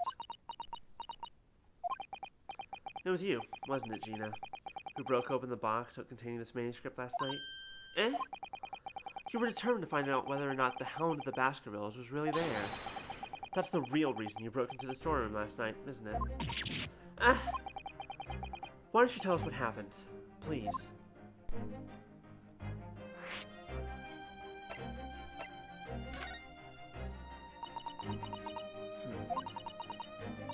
Alright, yeah. This Baskerville story. It's the latest Sholmes adventure, right? But it ain't been printed yet. So I figured it's gotta be worth a few pieces of silver, right? Oh yes, at least 5,000 pounds. What? So, you intended to sell Iris's manuscript, did you? No. Ginny, how could you? Why do you believe that? Why do you think that that's the truth? Let's try. Yeah, all these Ace Attorney games are basically like that. What? Wait, no, hang on. Of course I wasn't gonna sell it. All I wanted to do was find out the manuscript or whatever you call it really was there or not. That's the only reason I was in the place. For Iris's sake. Isn't that right? We knew why you'd done it from the start, Gina. Of course we did. But I knew you wouldn't do anything mean like that, Ginny. I just knew it. When I saw the manuscript in the storeroom, it reminded me of what you'd said the night before. Well, I've seen a lot worse than that, believe me. Barefaced lies, a lot of them. You just ain't realised it yet.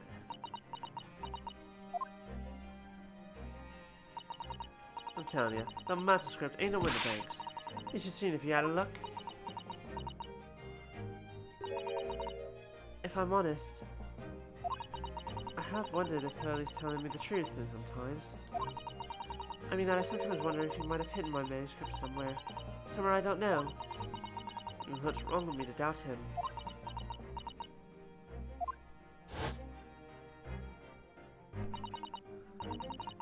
Oh, Ginny, that was so sweet of you. Alright. Tell you why I did it. Stop looking at me like that, Iris. Stop looking at me like that, Iris.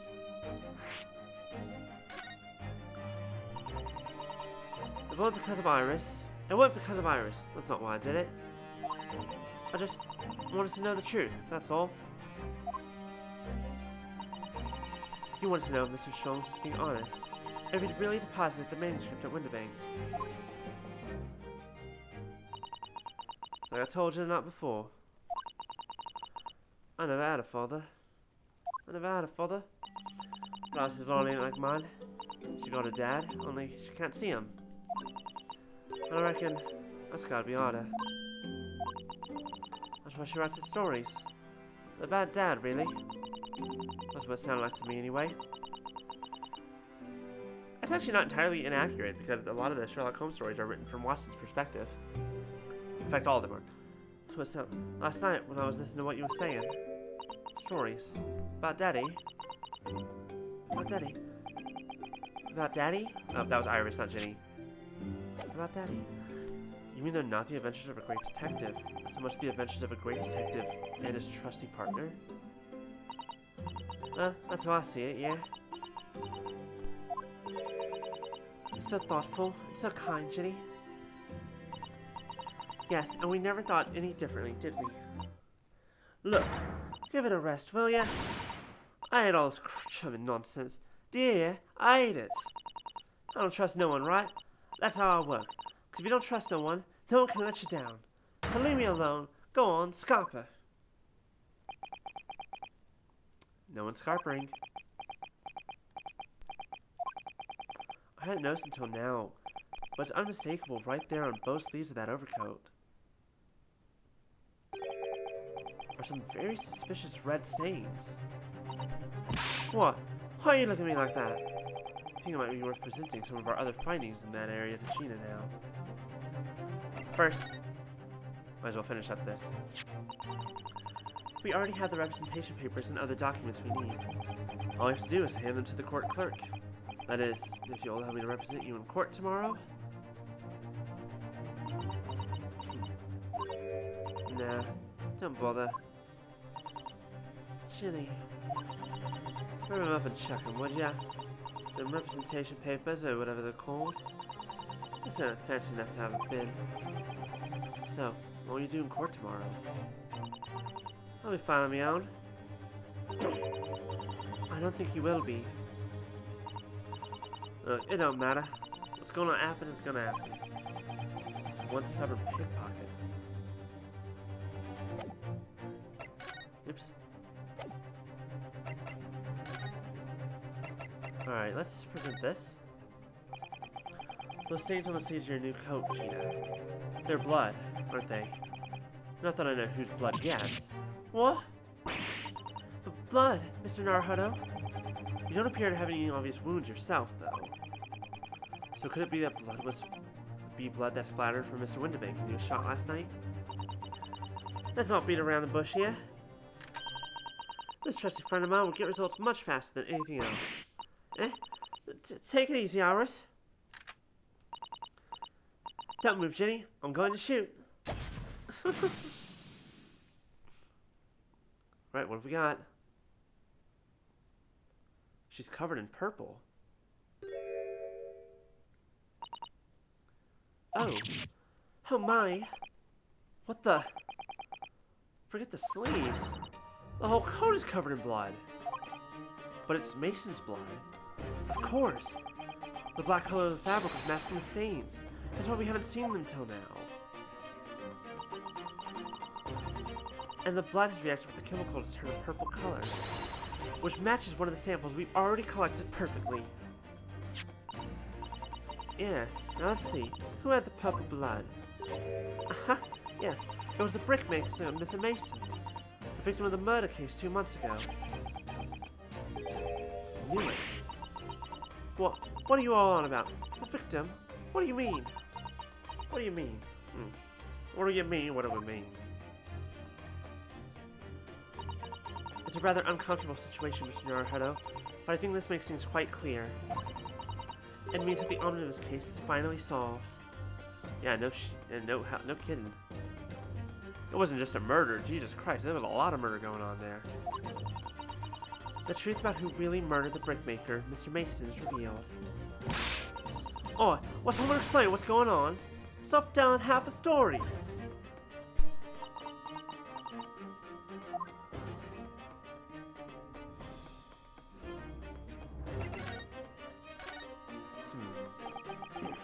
We can see now that the victim's blood is all over Mr. McGilded's overcoat.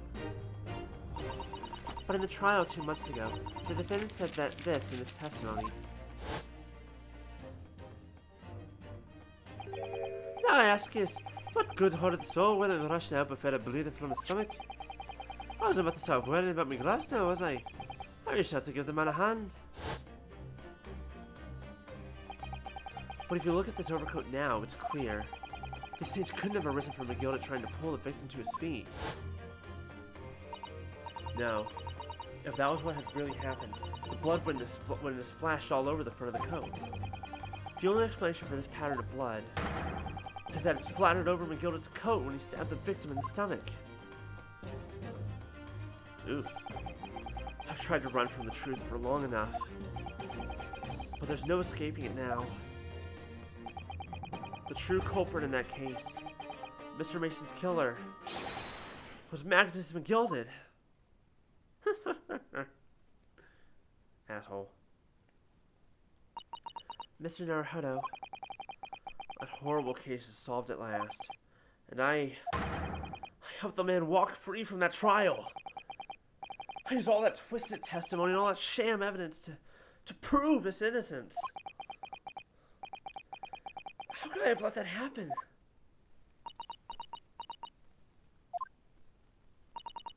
Bruno, did you believe him, though? Did you believe Mr. McGilda was innocent? I believed, or rather, I think I was trying to believe. I wanted to. Because believing in those you represent in court is his defense lawyer's greatest weapon. A weapon?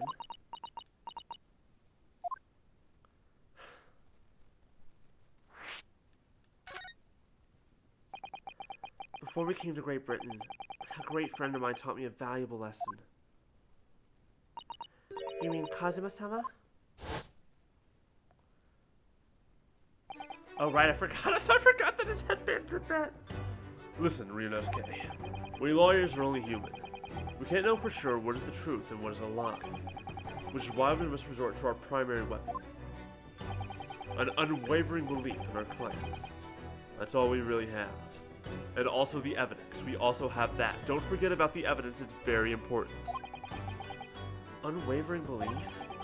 Only when we truly believe what our clients tell us can we fight with everything we have for their cause.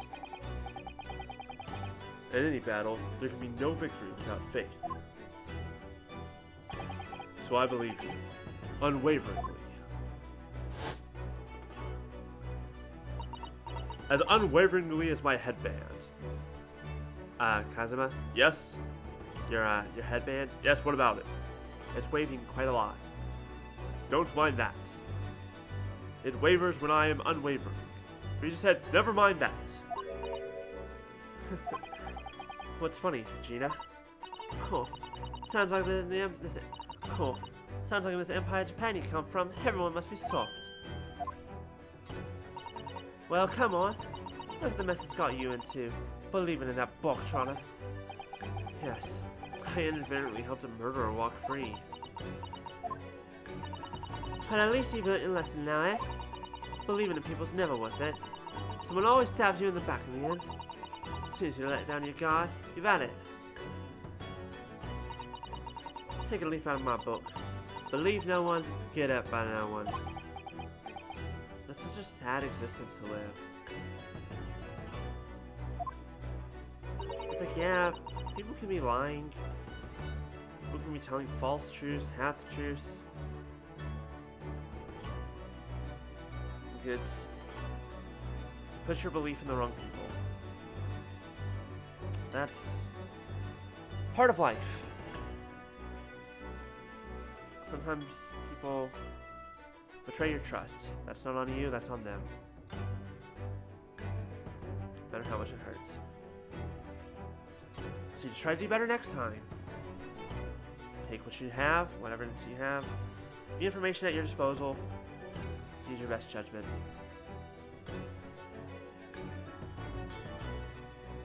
Oh god. Anyways. Nope. Right? Gina, may I ask you something? What? I'd just like to make absolutely sure. What would you like us to do with these representation papers for tomorrow's trial? How many times do I have to say it? Rip them up and chuck them away. Are you really sure that's what you want? I bet that's what he wants on all now. Mr. I'm-a-believer lawyer over there. Don't forget it was me in that trial 2 months ago. I led everyone up the garden path, didn't I? And you're telling me you can believe in me after that? Not likely. Well, Mr. Naruhodo? A lawyer's primary weapon is an unwavering belief in his clients. Ultimately, it comes down to whether or not I feel I can trust Gina after everything that's happened. It's not even a question. Gina, let me say it again. Please allow me to represent you in tomorrow's trial. Eh? Are you half-baked? Not at all. You've not once admitted to committing the crime, have you? What's more, I believe that you're telling me the truth.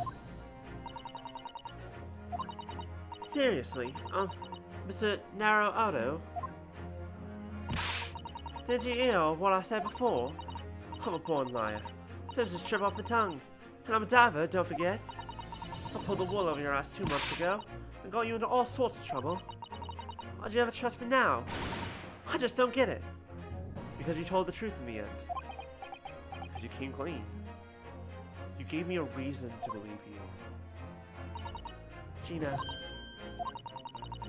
I do understand why you choose not to put your trust in others. But I assure you, there is more to this life than you yet realize. What do you mean? The world we live in is full of people you would do very well to trust. People who won't ever let you down. Eh? It's true that I'm just a student of law. I'm certainly lacking in courtroom experience, but I can promise you this. Whatever happens, and until my very last breath, I am completely on your side.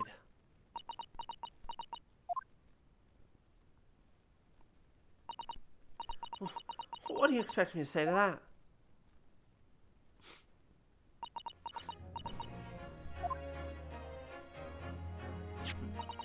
Then it's decided.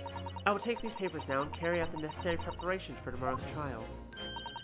It would be a shame to throw them away now, after it's been pinned with your name so beautifully.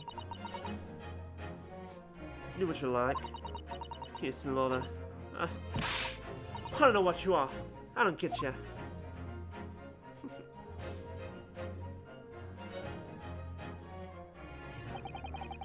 Gina's taken herself off to the back of her cell.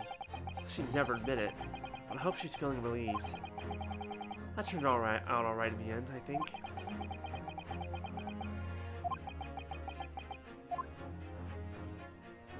But we're not done yet.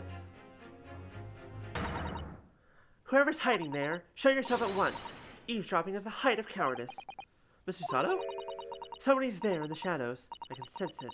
Somebody who wasn't there before. There's something there that wasn't there before.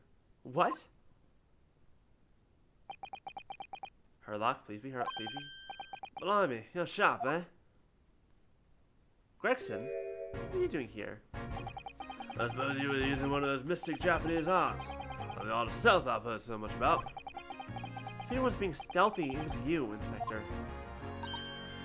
Gregson. Oh dear me, I'm most terribly sorry, your ladyship. I didn't mean to startle you.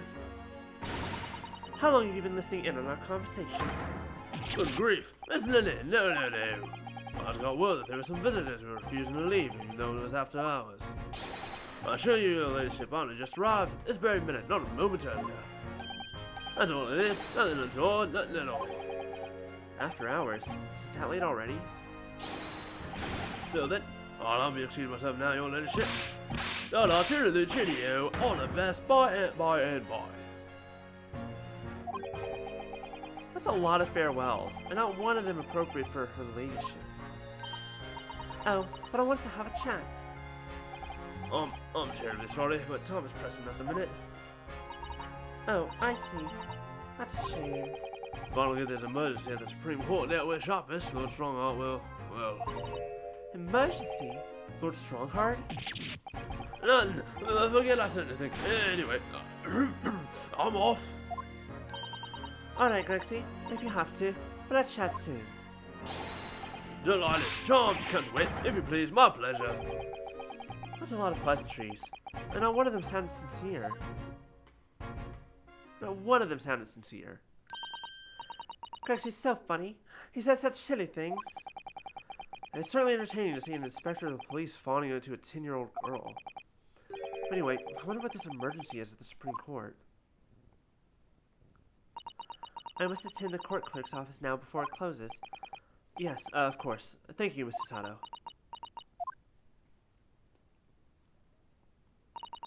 Kindly escort Iris home now, Mr. Naruhodo. I shall meet you there later. One last night before she sails back home forever. Until our investigation came to an end.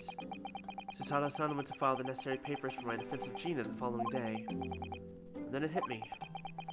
I could no longer suppress the wretched feeling that had been gnawing away at my insides. Tomorrow, Susato-san would be leaving Britain and making her way back to Japan.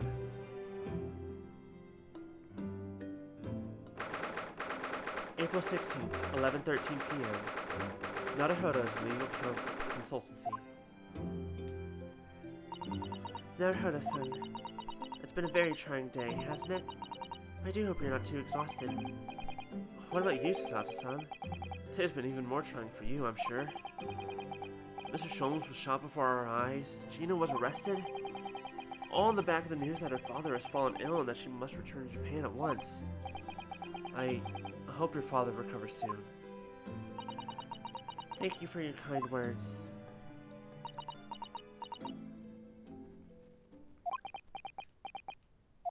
Awkward silence. I wonder why it is that so many thoughts rage in my head like a storm, and yet I seem unable to find the words to express any of them. I know exactly what you mean. Anyway, I have one final task to complete as your judicial assistant. Once that is done, I shall make preparations for my departure tomorrow. One final task?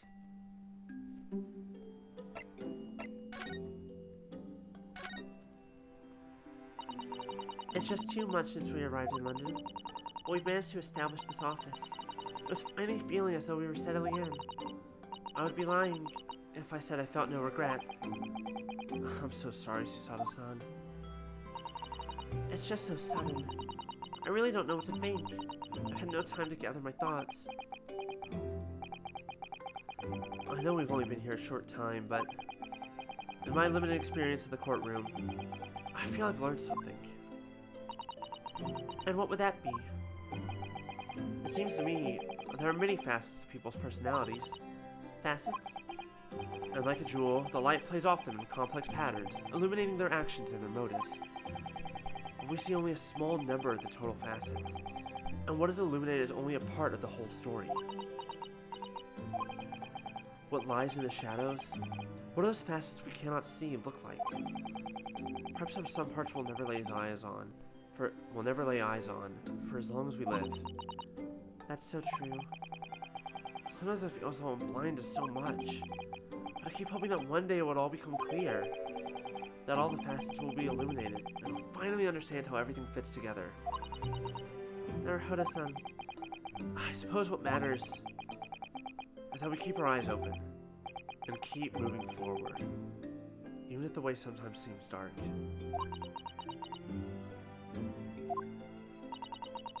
It's amazing to think it's been just 2 months. We've grown so much. Sorry? What? Also, dear God, I feel like I needed that. I feel like I needed that myself. That was... wow. What? Oh no. It was nothing. Unimportant. Do you know what time you'll leave London in the morning? Yes. I picked up my ticket earlier. I shall be leaving here at 4 a.m. I see. Well, I'll escort you to the station. Absolutely not. Also, hey, that's less than 5 hours away. Sorry? I'm sure you realize why I couldn't possibly let you do that. You have a very important day ahead of you tomorrow. Gina's trial. Yes, I know, but every word you utter will have the potential to determine Gina's fate. You must get as much rest as possible, even though, like me, I'm sure you will find it hard to sleep. But please, for me, do try.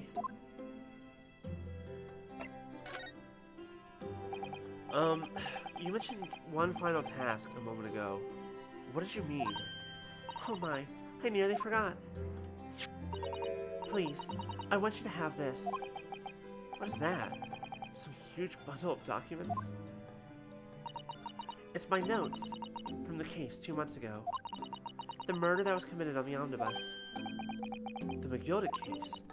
It seems to me that this case of Mr. Windibank's murder, of which Gina is accused, is very much tied up with that omnibus case, in ways that are not yet completely apparent.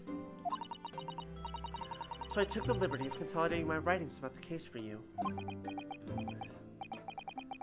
With everything else she's had to think about, Chisa-san still managed to do this, and all neatly laid out for me in her beautiful handwriting.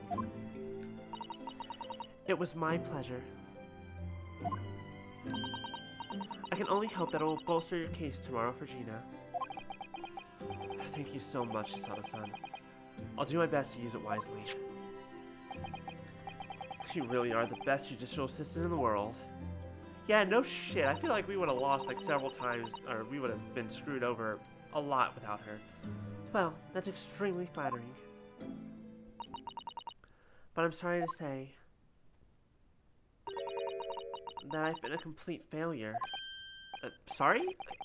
I didn't quite catch what you said there. Oh, ignore me. I was just mumbling to myself. Okay.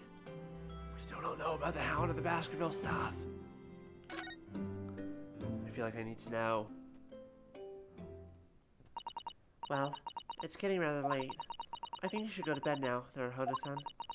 I must finish packing up my things in my room. Susata-san, I wish you the very best of luck tomorrow. Good night. Wait, there's something I need to say. Yeah. What was that? A secret technique of mine. The Susato shutdown. Shutdown?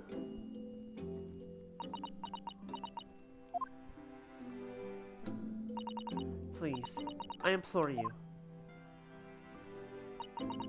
If we have to voice our goodbyes, I won't be able to hold back my tears.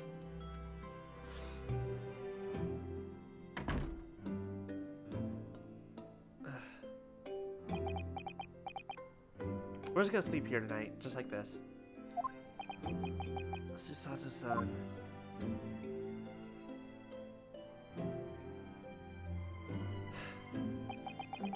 It truly had been a trying day.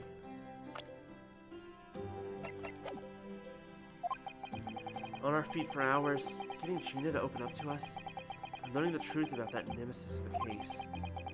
Physically and mentally, I was exhausted. Like the idea of sleep seemed impossible.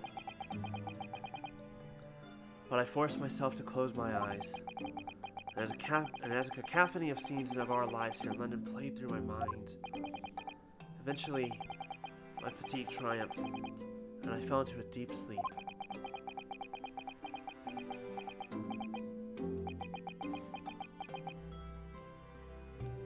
And thus we say goodbye to what truly was the world's greatest judicial assistant, with who literally had the internet in her book, or not literally, but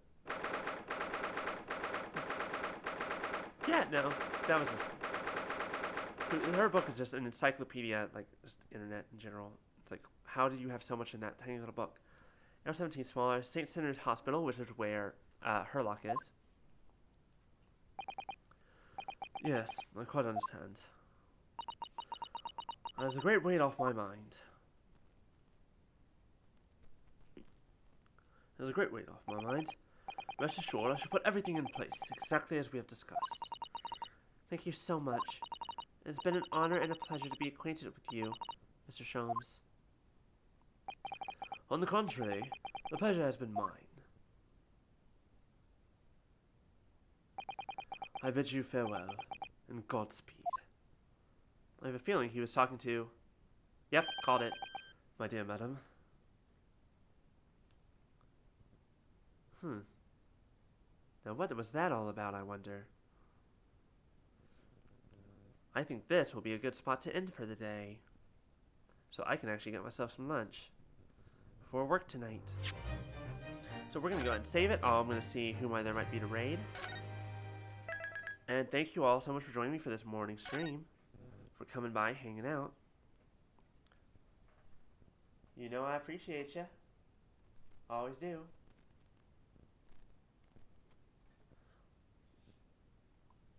Yeah, thank you for coming by, Maya. Alright, there's not... Let's see, it's weird kind of time of day, so I think we're going to go raid Madia.